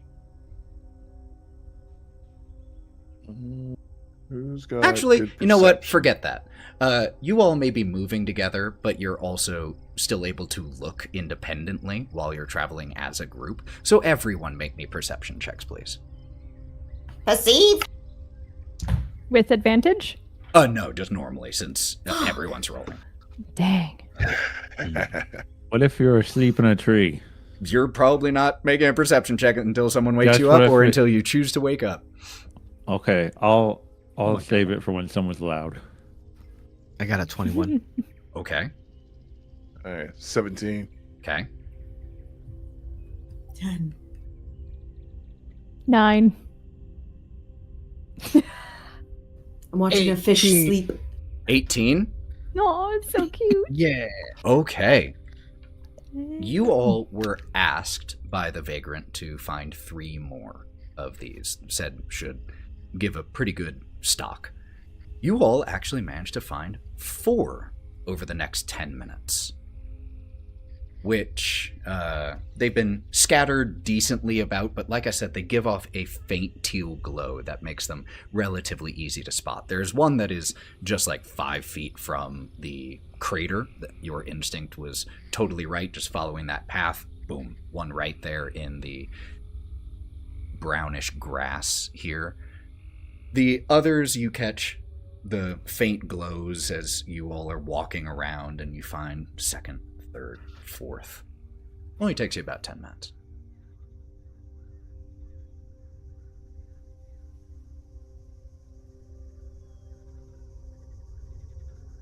So I guess we find those and Could we have been giving them to Breenoh to carry in his branches? 100%. Which Shove your stuff in my It- stuff. Which creates a very, very eerie look because Breenoh I mean being that. a tree person and just holding these several jars that are glowing with spirits just gives Breenoh a look of a haunted tree. and also have an idea. a floppy And- catfish man And a in fish-infested in a tree. baby carrier. This is a strange tree. I have an idea for decoration, and I'm going to make it even worse. So, seeing Breenoh carrying all of that stuff, I am going He's to in it. cast He's in it. dancing lights. And I'm going to create 4 lights that are the same color as those soul canisters, and they're just going to be dancing around Breenoh as she walks. And I'm just beautiful. laughing. I'm laughing my head off, almost literally. Just I'm having fun right now. It's like, oh, Breenoh, as all of this is happening, Mm-hmm. you like all these lights around you from the jars you're holding, from the dancing lights. There's a fish person that you're carrying, and you glance upward just for no reason at all. And the moon, which was already large, is even bigger. The eye alone is as large as the largest moon you've ever seen in the sky.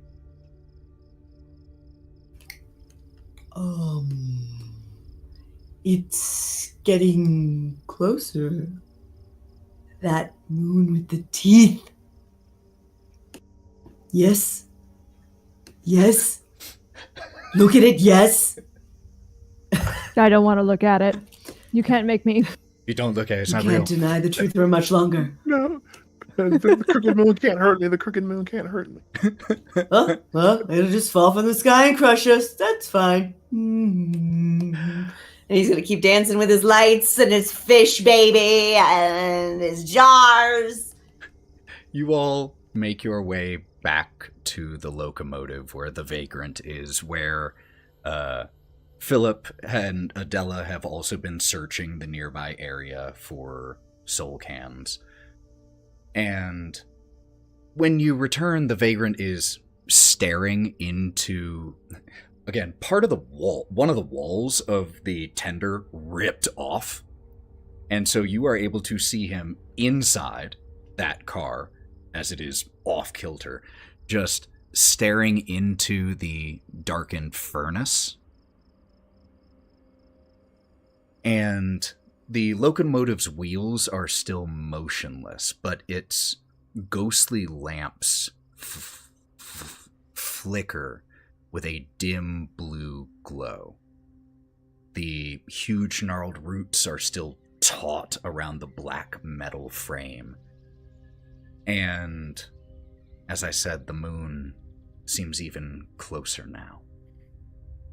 And as you approach, seeing the multiplicity of soul cans in Breenoh's branches. Oh, wonderful. Fantastic news. I was not looking forward to trying to figure out a plan B. Here, pass those over if you don't mind. Let's get those fed in.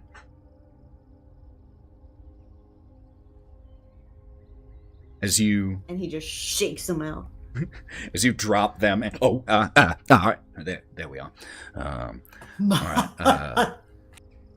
All right, let's start with 3 here. Oh, let's give it a little extra boost. Let's start with 4. I'll save 3. And the vagrant begins to feed these jars directly into the furnace. And as he pours the soul energy from these containers back into the furnace,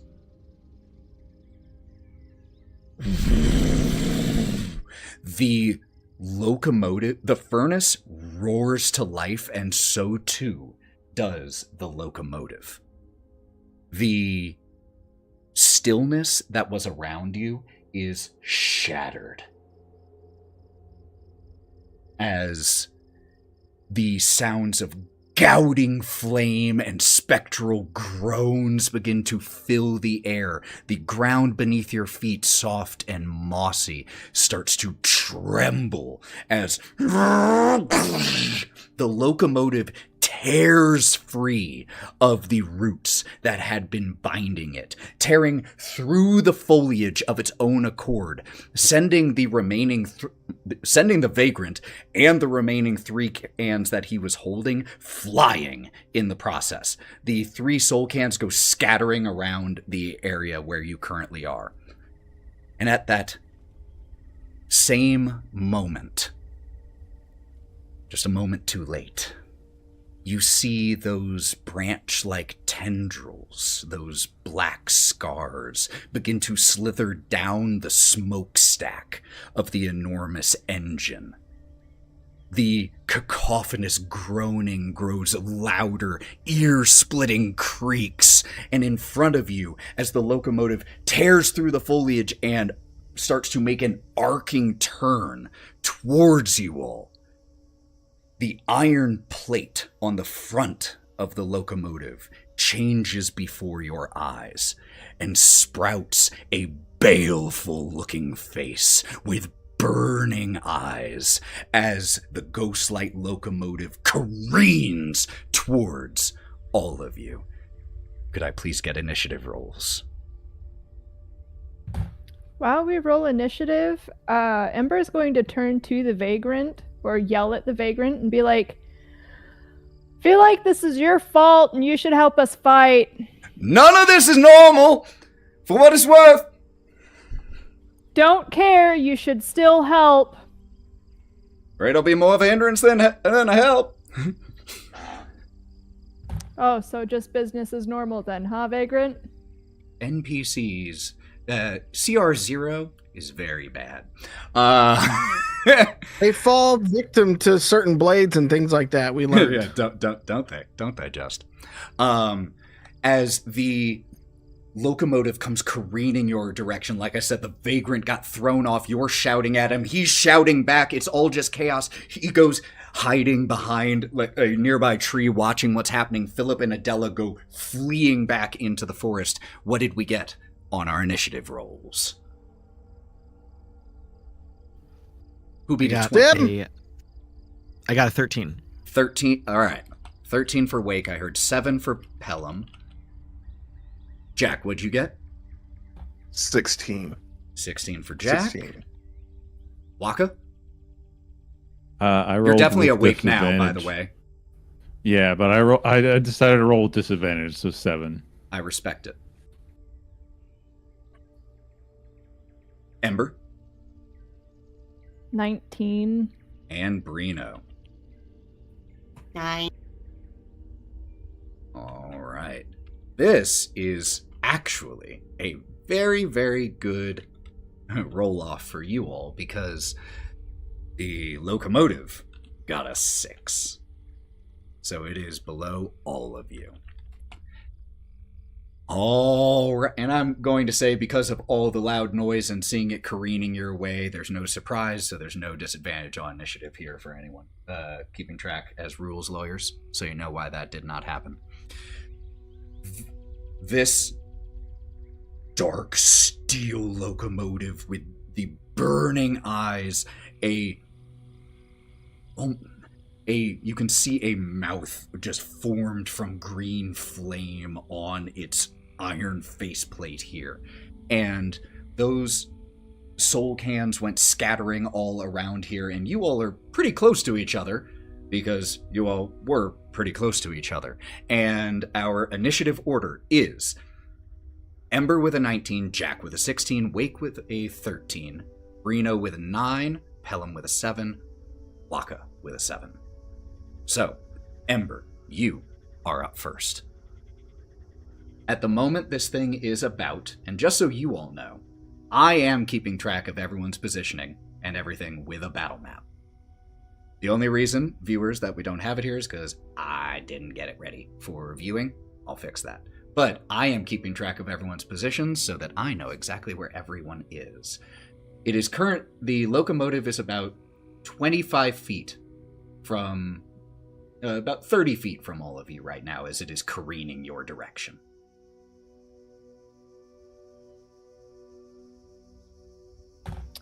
Fantastic.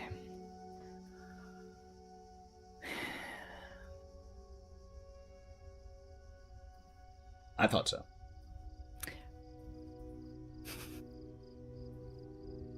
So, DM, Player. and sorry viewers, I'm always checking in because D&D Yeah, the no. rules have changed so Yeah, much that I absolutely. have to Hit me. check. So when I hold an action, does that mean that I have to wait for whenever my initiative is next up, or can I use it? No. So when Okay. there are two things you can do. You can hold your initiative or hold your turn, which is holding everything and just saying, I want to go later. But that will permanently move your initiative down to that in the order. That's always an option. But if you're holding an action, Okay. you state what action you're holding and what the trigger is. Okay. And if that trigger Okay. occurs, you can then use your reaction to use your held action. So for example, if you said, I want to stand here and hold Cursed Claws for if it comes within range of me. As soon as it gets within range of you, on its turn presumably, you would get to use your reaction to make that attack. So that's how holding your action works. Does that make sense? Fantastic. Yes, and Cool. you also kind of read my mind. Hey! Because I'm not going to run up to it. I do want to give us space to be able to navigate this. I will have my Cursed Claws at the ready, and if it comes at us, I will strike as the trigger. Okay, so if it gets within range, that will trigger your attack. Perfect. Makes sense to me. That means up next is Jack with Wake on deck. Okay, so train's careening at us about 30 feet away, you said, right? Correct, sir. So, 30.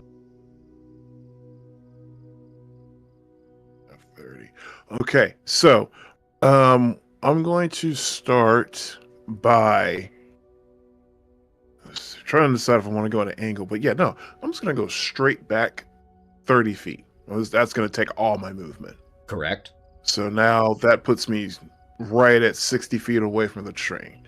All right, so let's just go with an old goodie. We're gonna open with Starry Wisp on the train. If it ain't broke. All right, roll to hit.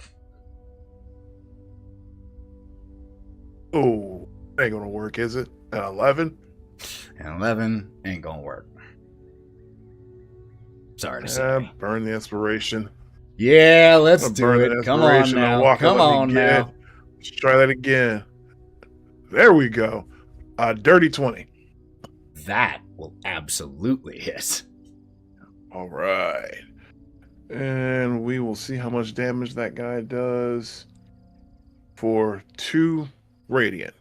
2 radiant damage as you send a starry wisp down and it just gets lost in the smoke from the smokestack here. You see as it, but it's minimal. Anything else for you, Jack? I don't want to give you the wrong impression and make you think that it has resistance to radiant damage. It doesn't. It's just 2 damage. Yeah. True. I just don't No, want to give you the I wrong am impression. I'm actually going to intern right there. Beautiful. Wake is up, Breenoh's on deck, and then Pellam. All right. So a full-size train engine is Yeah. bearing down on us. Yeah. Creepy monster face. You said before this thing attacked us, the Vagrant was putting the soul canisters, like refueling it, right? Mm-hmm. He got 4 in there. 3 more went flying. Is this a situation where he's like pouring the liquid into a fuel tank, or is this like batteries that go into it that he's like shrunking in? So, first, just to make sure that we're on the same page in terms of time, he's no longer doing that. He got launched. But when he did was, when he was, like the spirits were initially fed from the fuel box up through the pipes and then into the furnace. So he just kind of like opened the can and placed it in the shattered tube so that it flowed down into the furnace. Okay. So closer to your first example of pouring, like Closer to the it. first example. Okay. I have a really dumb idea, and that kind of Those are my changed favorite. my dumb idea, but I'm still gonna do my dumb idea. So my dumb idea is I want to run towards the engine and try to leap into it from the side or on the side, with the intent, so that you know what I'm going for, of getting to where the spirits have been poured into it as fuel, and try to like splash them out or knock them out or empty the fuel container in some way. Okay, I absolutely love this idea. So you are going to move your full movement to try to get here and trying to jump along into a careening train. So I need from you either an athletics or an acrobatics check here. And this is going to be versus its AC at this moment, because you're not really grappling it. You're trying to kind of hit it with your whole body. Yeah. I'm gonna acrobatics. Okay, let's do it. Bless won't help me here. Oh, well. Ooh, wow. That's a 25. You all see as Wake goes running and just does a like side leap and disappears into this train car. I feel like as I run towards it, I like dodge to the side a little bit, jump, I grab like a bar alongside the door with one hand and like whoom, like pull myself inside real quick, like almost flagstaffing out, and then shoom, like the momentum carries me around the turn. Okay. That's incredible. Yeah, as you leap in here, grabbing a hold, it's not as hot in here as it was when you were battling the Soulfire Stoker, but it feels just, there are waves of energy in here, just this corrupted teal and black waves, and it just feels wrong in here. Even inside, you saw from outside how the locomotive changed a little bit. It's changed inside too, where the furnace itself has taken on a malevolent appearance, not with a face, but it simply is a ghastly looking piece of metal and engineering compared to the basic, simple but sturdy black box it was. It is now sharp angles and curves that defy Euclidean geometry, and it is just weird in here as you jump in. That is going to take your action to do that. So that means you have bonus action still, or Breenoh is up. I don't think there's really anything else I can do with a bonus action that's going to help me. So I will just pass the rest of my turn. Rest of your turn. Okay. Breenoh is up with Pellam on deck. Can I? So this thing is like basically possessed, right? This train. Kinda. Certainly one interpretation. It is a creature.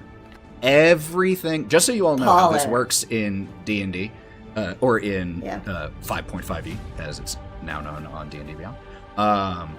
It is anything that is alive.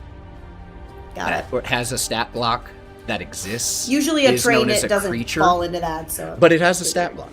It is a creature, Cool. and anything that the DM controls is mechanically classified as a monster.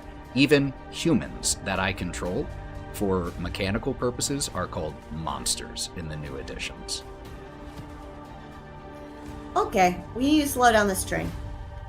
Because now one of our people's on it. So, because it's coming towards us, right? Yeah. Oh, well, very vaguely. Breenoh remembers seeing the crashed train car previously, and that it had roots around its wheels. So he is going to try to emulate what he has seen, and he is going to try to grasping branches at the wheels in a way to slow them down. He's going to run up alongside of it, and he's going to back up his movement with his branches to try to stop it. I'm in love with this. Slow! Okay, so how close are you getting to this thing? I need to get within 30 feet. You're already within 30 feet without moving, for what it's worth. I kind of figured. So I will walk slightly forward because its momentum's going to push it forward, and I need to be behind it to pull. Got it. So okay. slightly Love it. alongside and behind it. Okay, love it. In that case, what do I have to make a roll for grasping branches? Yes. You have to make a strength saving throw. Okay. I will You're let you know trained, so it's its best save. Probably pretty juicy. Yeah. But I only rolled a 7 on the die, which is an 11. Oh, that's a big failure, my guy. That is a 13. big fail. Target has the restrain condition for 1 minute. It is going to use one of its 2 legendary resistances. And so as you send these grasping branches towards it, they start to snarl into the wheels here, and you feel pain as the front of the limbs that you send forward, the grasping branches, are torn by the wheels as they push through it and snap. You hear the shattering of wood as Breenoh kind of leans forward to assist the process. He knows they're going. So he braces himself. You hear the snapping wood. And we see you grow new ones. We see you brace and your branches hold on for just a second. You manage to slow this thing down as you dig your roots into the ground, but it's simply too strong and it breaks free. Fucking shit. That was just a bonus action. It was just a bonus action, but now I don't have any arms. You still you have your arms. Sick. Okay, cool. So he grows I his didn't arm dismember a PC in session 5. outright. Just rip them off. This isn't Lords of Sin. Okay. So as they have lengthened and kind of lost their rigidity, becoming more noodle-like as he isn't able to control them as easily, he screams out, and from that scream, his arm on his right side lengthens and he grabs his axe off of his back, and even though his limb is extended, he flings it forward at this train with this great axe as much as he can with the weight of his body. Okay, so for your great axe, because you are not raging, but you have do you have reach by default? Or 10. do you? Yeah, you by default because of that feature you took, so you have to get within 10 feet. That's no problem. You have the movement. Go ahead and roll. It showed up. What did it say, guys? 13. 'Cause I can't see my own rules. D&D Beyond being Thank you, D&D Beyond. 13 will, as you do hit, but you hit the outside of a steel train, and just your axe shears along it as it is careening forward and starts to turn towards you. Oh, I don't know. Oh. As his arms are kind of dragging on the ground, now one with an axe. Oh no. Pellam He is tries to up. suck him in as much as he can. Wokka's on deck.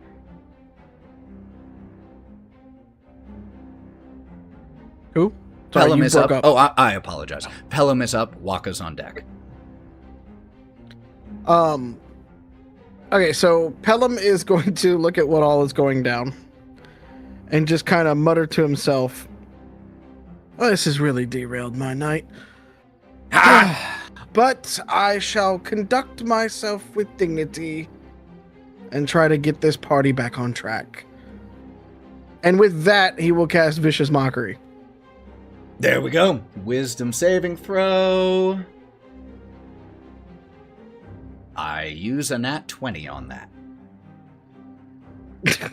Okay. Rolled a nat 20, which with a +0 is a 20, which I believe will succeed for this current DC level. Does it do anything on a fail? It laughs, but that's it. Oh, okay, I didn't If a train know can if laugh. this was one that did something on it. Because that was a good line, damn it. You got to laugh from someone. But as you send this insult, I just think that you actually hear in your head, "Hey, don't take it personally, Pellam. You got to know your audience. It was too smart a joke." Mm. That will... Do you have any bonus action? And do you want to move? Warlocks don't get bonus actions like that. Fair enough. Hey, I'm just checking. Wokka is up, and then is the locomotive. Okay, Mr. DM, can you please refer to your battle map and let me know how far away is this train from me currently? 30 feet. 30 feet, and it's going towards Breenoh. Yep. Who is about Which I'm assuming 20 is- feet in front of you. Oh, okay. Okay, cool. So, what I'm going to do is I'm going to pull out the old trick that worked with questionable results the first time. And underneath the train, I'm going to throw my fish line for grease. And try to derail it once again and let it smack into a tree or something. Just make Okay. it slippery. Each creature has to make a dex saving throw. So, luckily, it's a 10-foot square, and you can absolutely Yes. position this in such a way that it doesn't get Breenoh. It's no problem, as I assume you would. All right. It has to make a dexterity saving throw. Let's go. Fall in the train face. And that one was a 19 on the die. I'm rolling nat ones or 20s. So that is a 20. However, a creature that enters the area or ends its turn there must also succeed on that save. So the grease stays around as you launch some of your fishy slime here. It is very slippery, but this is also a train, and it has a lot of momentum going for it right now. And so it just kind of keeps pushing through, but it might end its turn there. Go ahead. Oh, go ahead. I was going to say, how long is the train once the caboose leaves the area? Just so you know, like, mechanically speaking, this is what is known as a gargantuan creature, which means it takes up 4x4 square, where you all take up a 1 square. So it's about, because, the car was about 30 feet long, this thing is about 30 feet long. Good point. So it very well may end its turn in that grease. Get him on your back, 9. All right, then that is going to bring up the Ghostlight Express. Or excuse me, the Ghostlight Locomotive. With this baleful grimace on its face that grows in size and intensity, it barrels towards Breenoh and is going to make a single attack on you.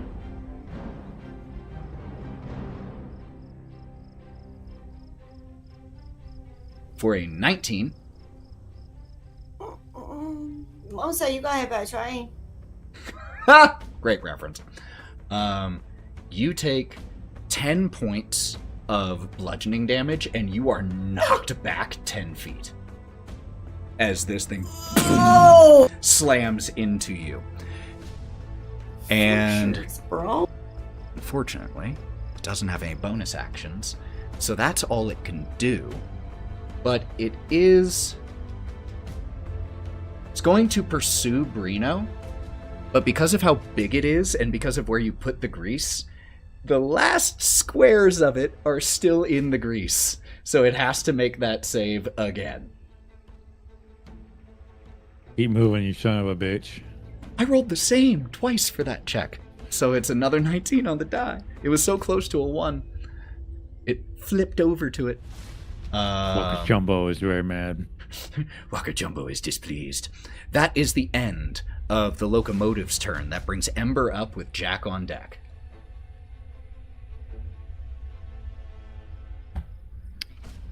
Well, then. How far away am I from the train? Because I know that Breenoh's been up and then hit back. I'm assuming You probably are, to where because of the way it moved, we you're are. only about 20 feet from it now. Okay. All right. I'm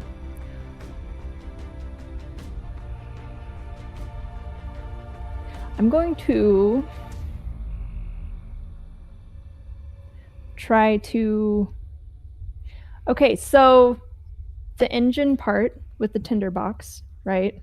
That's where the face is. You said there was a hole in the side of it? Where the wall ripped off, On yeah. one side? Where the wall ripped off? And that's where Wake is. Yep. Just chilling in there.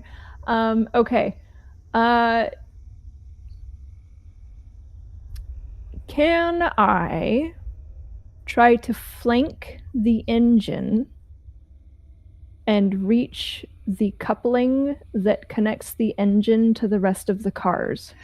The locomotive is already decoupled from the rest of the cars. This is just the locomotive. The rest Okay, of the cars just went the engine? flying. Yes, this is just the front of the train. Okay. Can I still flank it and try to hit it in its Absolutely. ass? Yeah, absolutely. Fantastic. Awesome. Okay. So, do I need to roll anything to flank? No, For flanking, so Raw in 2024, flanking doesn't provide anything anymore, but I still give it a +2. Boo. So you can have +2. +2 to hit. Okay. Just so there's some strategy Cool. on the map. Yeah, I feel like there should always be a little bit of map strategy. That's a weird change. Cool. Then It's to simplify, I think. choices were made. Choices were made. I'm going to use Cursed Claws, the dexterity type, on its butt. On his butt. Okay. On his butt. And I rolled a 19. 19 will hit. Yeah, funny enough, I just did a Control F in the player's handbook for 2024. The word flanking isn't even in the book.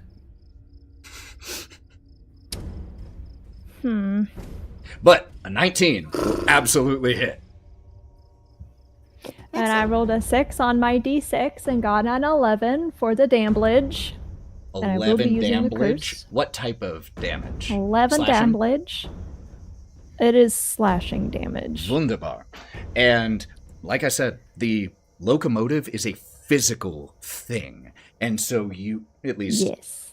in some way, and so you are able to rake into the side of the wall here, tearing off a large section. And you feel like your strike did exactly as much damage as you would expect it to, because it does not have resistance to that.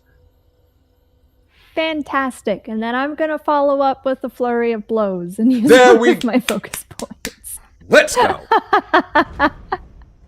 You get to make 2 more And- attacks. Yay! Okay, so my first attack is a 13, so I'm going to assume... 13 will not Does that hit. hit? Boo. Okay. What about a 24? That might. Yeah, I think sure. Why not? Maybe? Okay. Why not? Cool, yeah. And that'll be for 6 damage. So I 6 probably, more like, damage. went in for the second hit and kind of stumbled because I had already torn some of the material off and then hit again. Love it. Love it Yeah. so much. All right. Fantastic. That is Ember's turn with 2 successful attacks, just tearing into the side of this thing. Jack is up and Wake is on deck. Okay, so realizing gonna need the direct approach on this one. So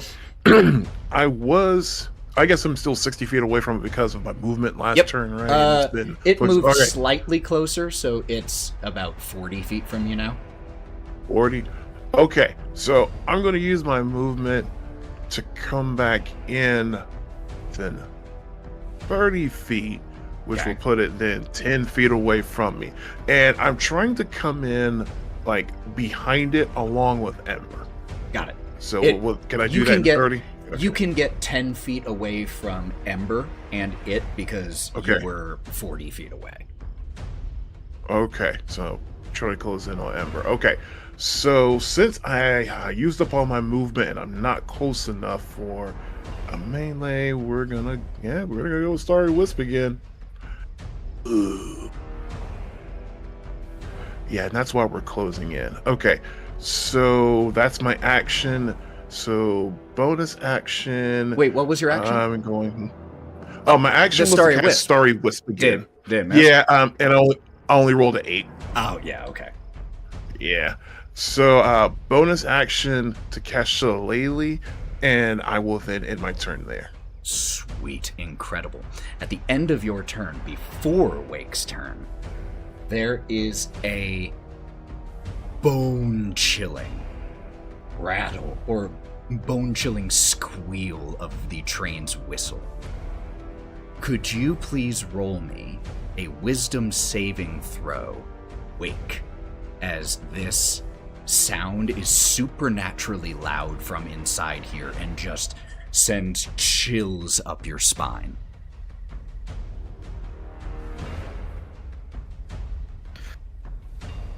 Well, I feel like this was bad because I'll probably need this roll for whatever happens next. But that was a nat 20 for a 26 with Bless. You are not frightened by this sound. Even as the chill runs up your spine, it is now your turn, Wake. You find yourself in here with the machinery, the engineering distorted, nightmarish looking, and you hear your friends outside. You hear them shouting as you are in here, but it sounds a little muffled now that you've gotten inside here with just this of energy. All right. So, looking at what's in front of me and what is around me, is there anything that I can look to take apart, destroy, empty, trying to depower this thing, or lessen its strength in some way other than just punching it or attacking it? Because I'll just attack it, but I'm trying to be smart for a second here. Totally. There is... So the only piece of machinery in here right now that is working is the furnace, because the fuel box itself hasn't been refilled. It was poured directly into the furnace, and the furnace itself has a key slot to open the door. However, the main door is still locked because it was being poured in through one of the tubes running to it, so there is a lock that you could try to open. I can try to pick it You because I'm a absolutely can. rogue. Yup. And I got all that jazz going for me. You I'm gonna do can. that. I am absolutely gonna do that right now. Dang, it's probably a sleight of hand check, right? Yes. 2024, it is just simply a sleight of hand check. Okay, I have thieves' tools, and I'm proficient in sleight of hand, so I have advantage on this check? No, it's the fact that you're proficient in thieves' tools that even lets you add your proficiency here. For it, I believe. I don't think thieves' tools gives you advantage. I thought there was something that being trained and having the tools, but I was also confused when I was reading it. I will double check that. Let's see here. This should be it right here. Thieves' tools. Yeah.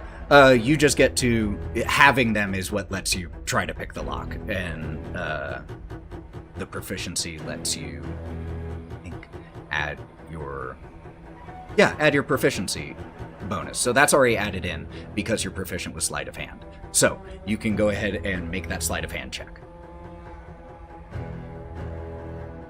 All right. Oh! If you have proficiency in a skill that's used with that check, and you have proficiency with that tool, you get to roll it with advantage too. There it is. That's what it was. Okay. You were right. I Good knew shout. it was some weird conditional... Yep, malarkey. found it. Good shout. That was worth searching for. Well, being a rules lawyer helped because that was a nat 20 for a 28. 28. As you pick this lock, you feel it's a very complex lock, and you are doing this under immense pressure as the whole thing is rattling and shaking as you're in here, and you are trying to do this, and you feel as you begin to turn the lock, a presence behind you. Mm-hmm. And as you just glance over your shoulder, you see the long, looming shape of the spirit with the crooked neck and the crooked grin. And I'm going to roll initiative for him adding entering the combat. Just give me a second here. I'm almost done. Hold on. And so, unlocking it, that was your action. You can absolutely, as a free object interaction,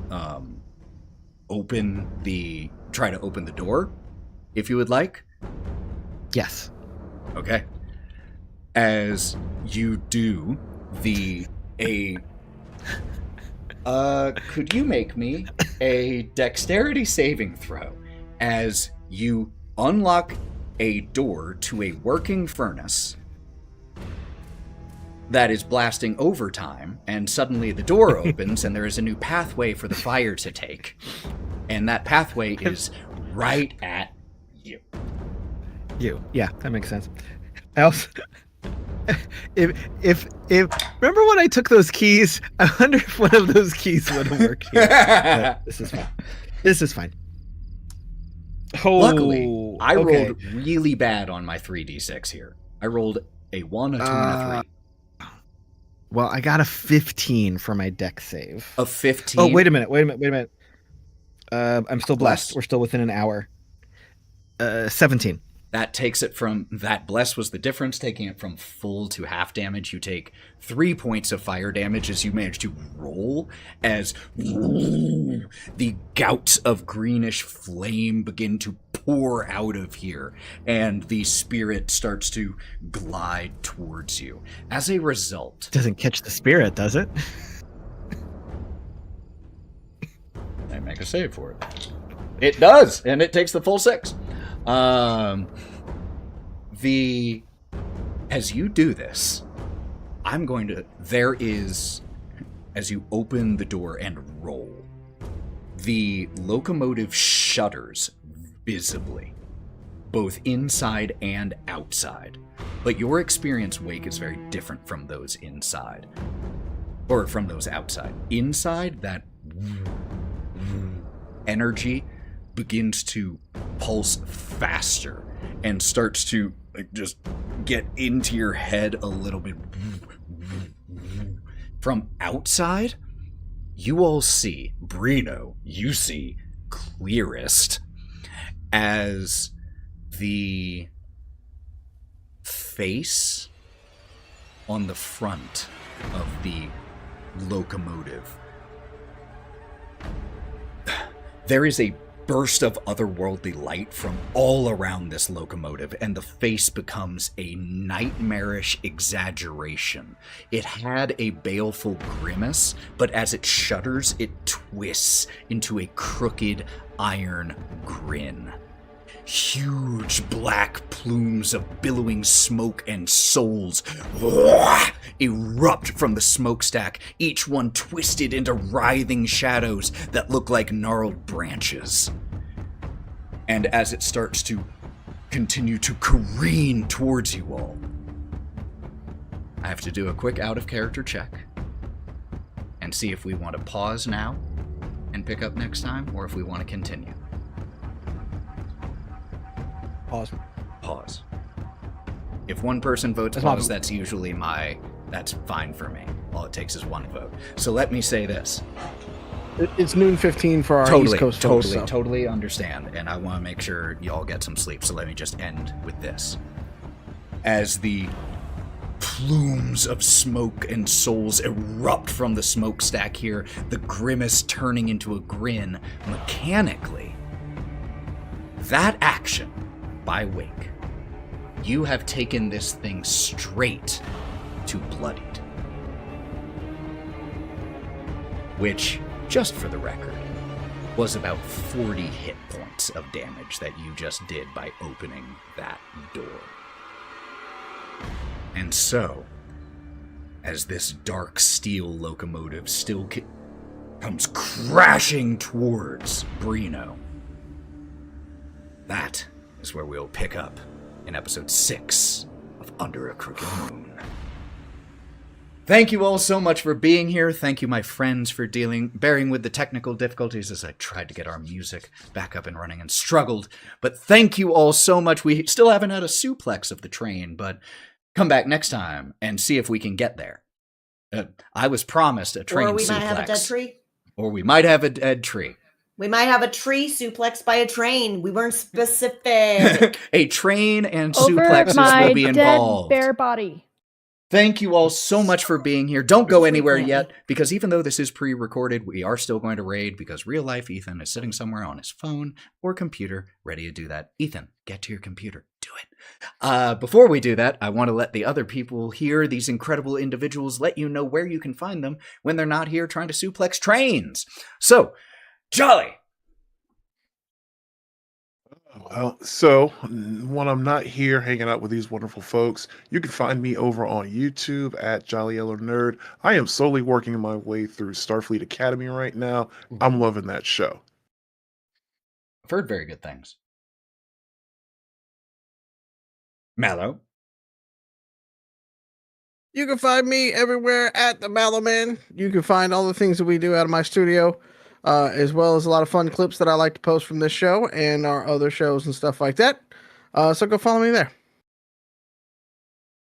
Wild.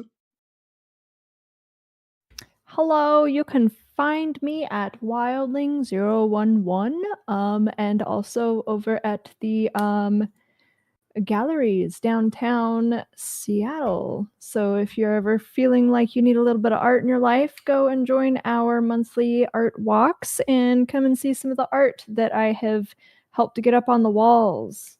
I did not make the art, but I did help display it. Anyways. Caleb. Well, hello. You can hear me in the archives of the RPG Academy, here and there with Farm to Fable, an occasional guest in the Tabletop Cafe as part of Tabletop Journeys. I am on your socials at TheCalebG, and you can follow the link in that bio to pick up, now available in hardcover, softcover, and electronic version with teeth, a wolf-themed anthology featuring a story by me and my writing partner Matthew. That is a very thinly veiled story about werewolves solving the problems of bad politicians, and proceeds from the anthology will support the Lakota Wolf Preserve. That is all. Thank you. Goodbye. Lauren. No, you missed Pete. I'm not done. Oh my god! I always go last because I was letting I'm Pete here. go last so he could pick who he was today. Oh, gotcha. No, I'm Smell what you're me. stepping in. No, don't blow up The my Caleb spot. G. Oh, at the Caleb G. Find me a game. There you go. All right, fine. Pete, Okay. you want to go next so Yeah, Lauren can go thank you last? so much. What are you talking about? You can find me everywhere. I'm everywhere on every platform. I'm the Mallo Man. Look at my guitars behind me in my studio. It's awesome. I make cool stuff. You like magic? Try my Discord. I was really hoping that was going to be the end of the sentence. Just, you like magic?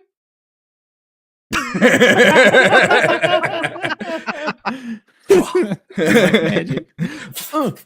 All right, Lauren, bring us now on. I have something to go for. Lauren.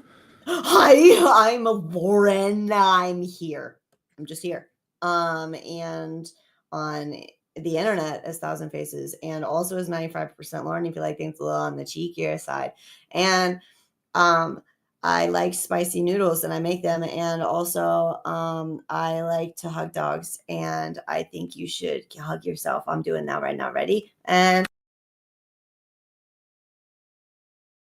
okay, that was nice. Good job. Okay, loving you. Bye. My name is Ethan. I am the other half of Thousand Faces Cosplay. I am online as the Buff DM and the Forever GM here on Go Buff Yourself. Thank you all so much for being here. Let's get that raid going. Until we see you next time, friends, even though this is pre-recorded, I have no doubt when I say it's a tough time out there in the world. So please be extra good to yourselves because, well, you deserve it. And we need you, and we need you paying attention. So it's okay to check out sometimes, but stay aware. Democracies rely on informed electorate, so stay informed. Love you all, take care of yourselves, be good, fuck fascists, read books, and go buff yourselves. See y'all around. Mwah!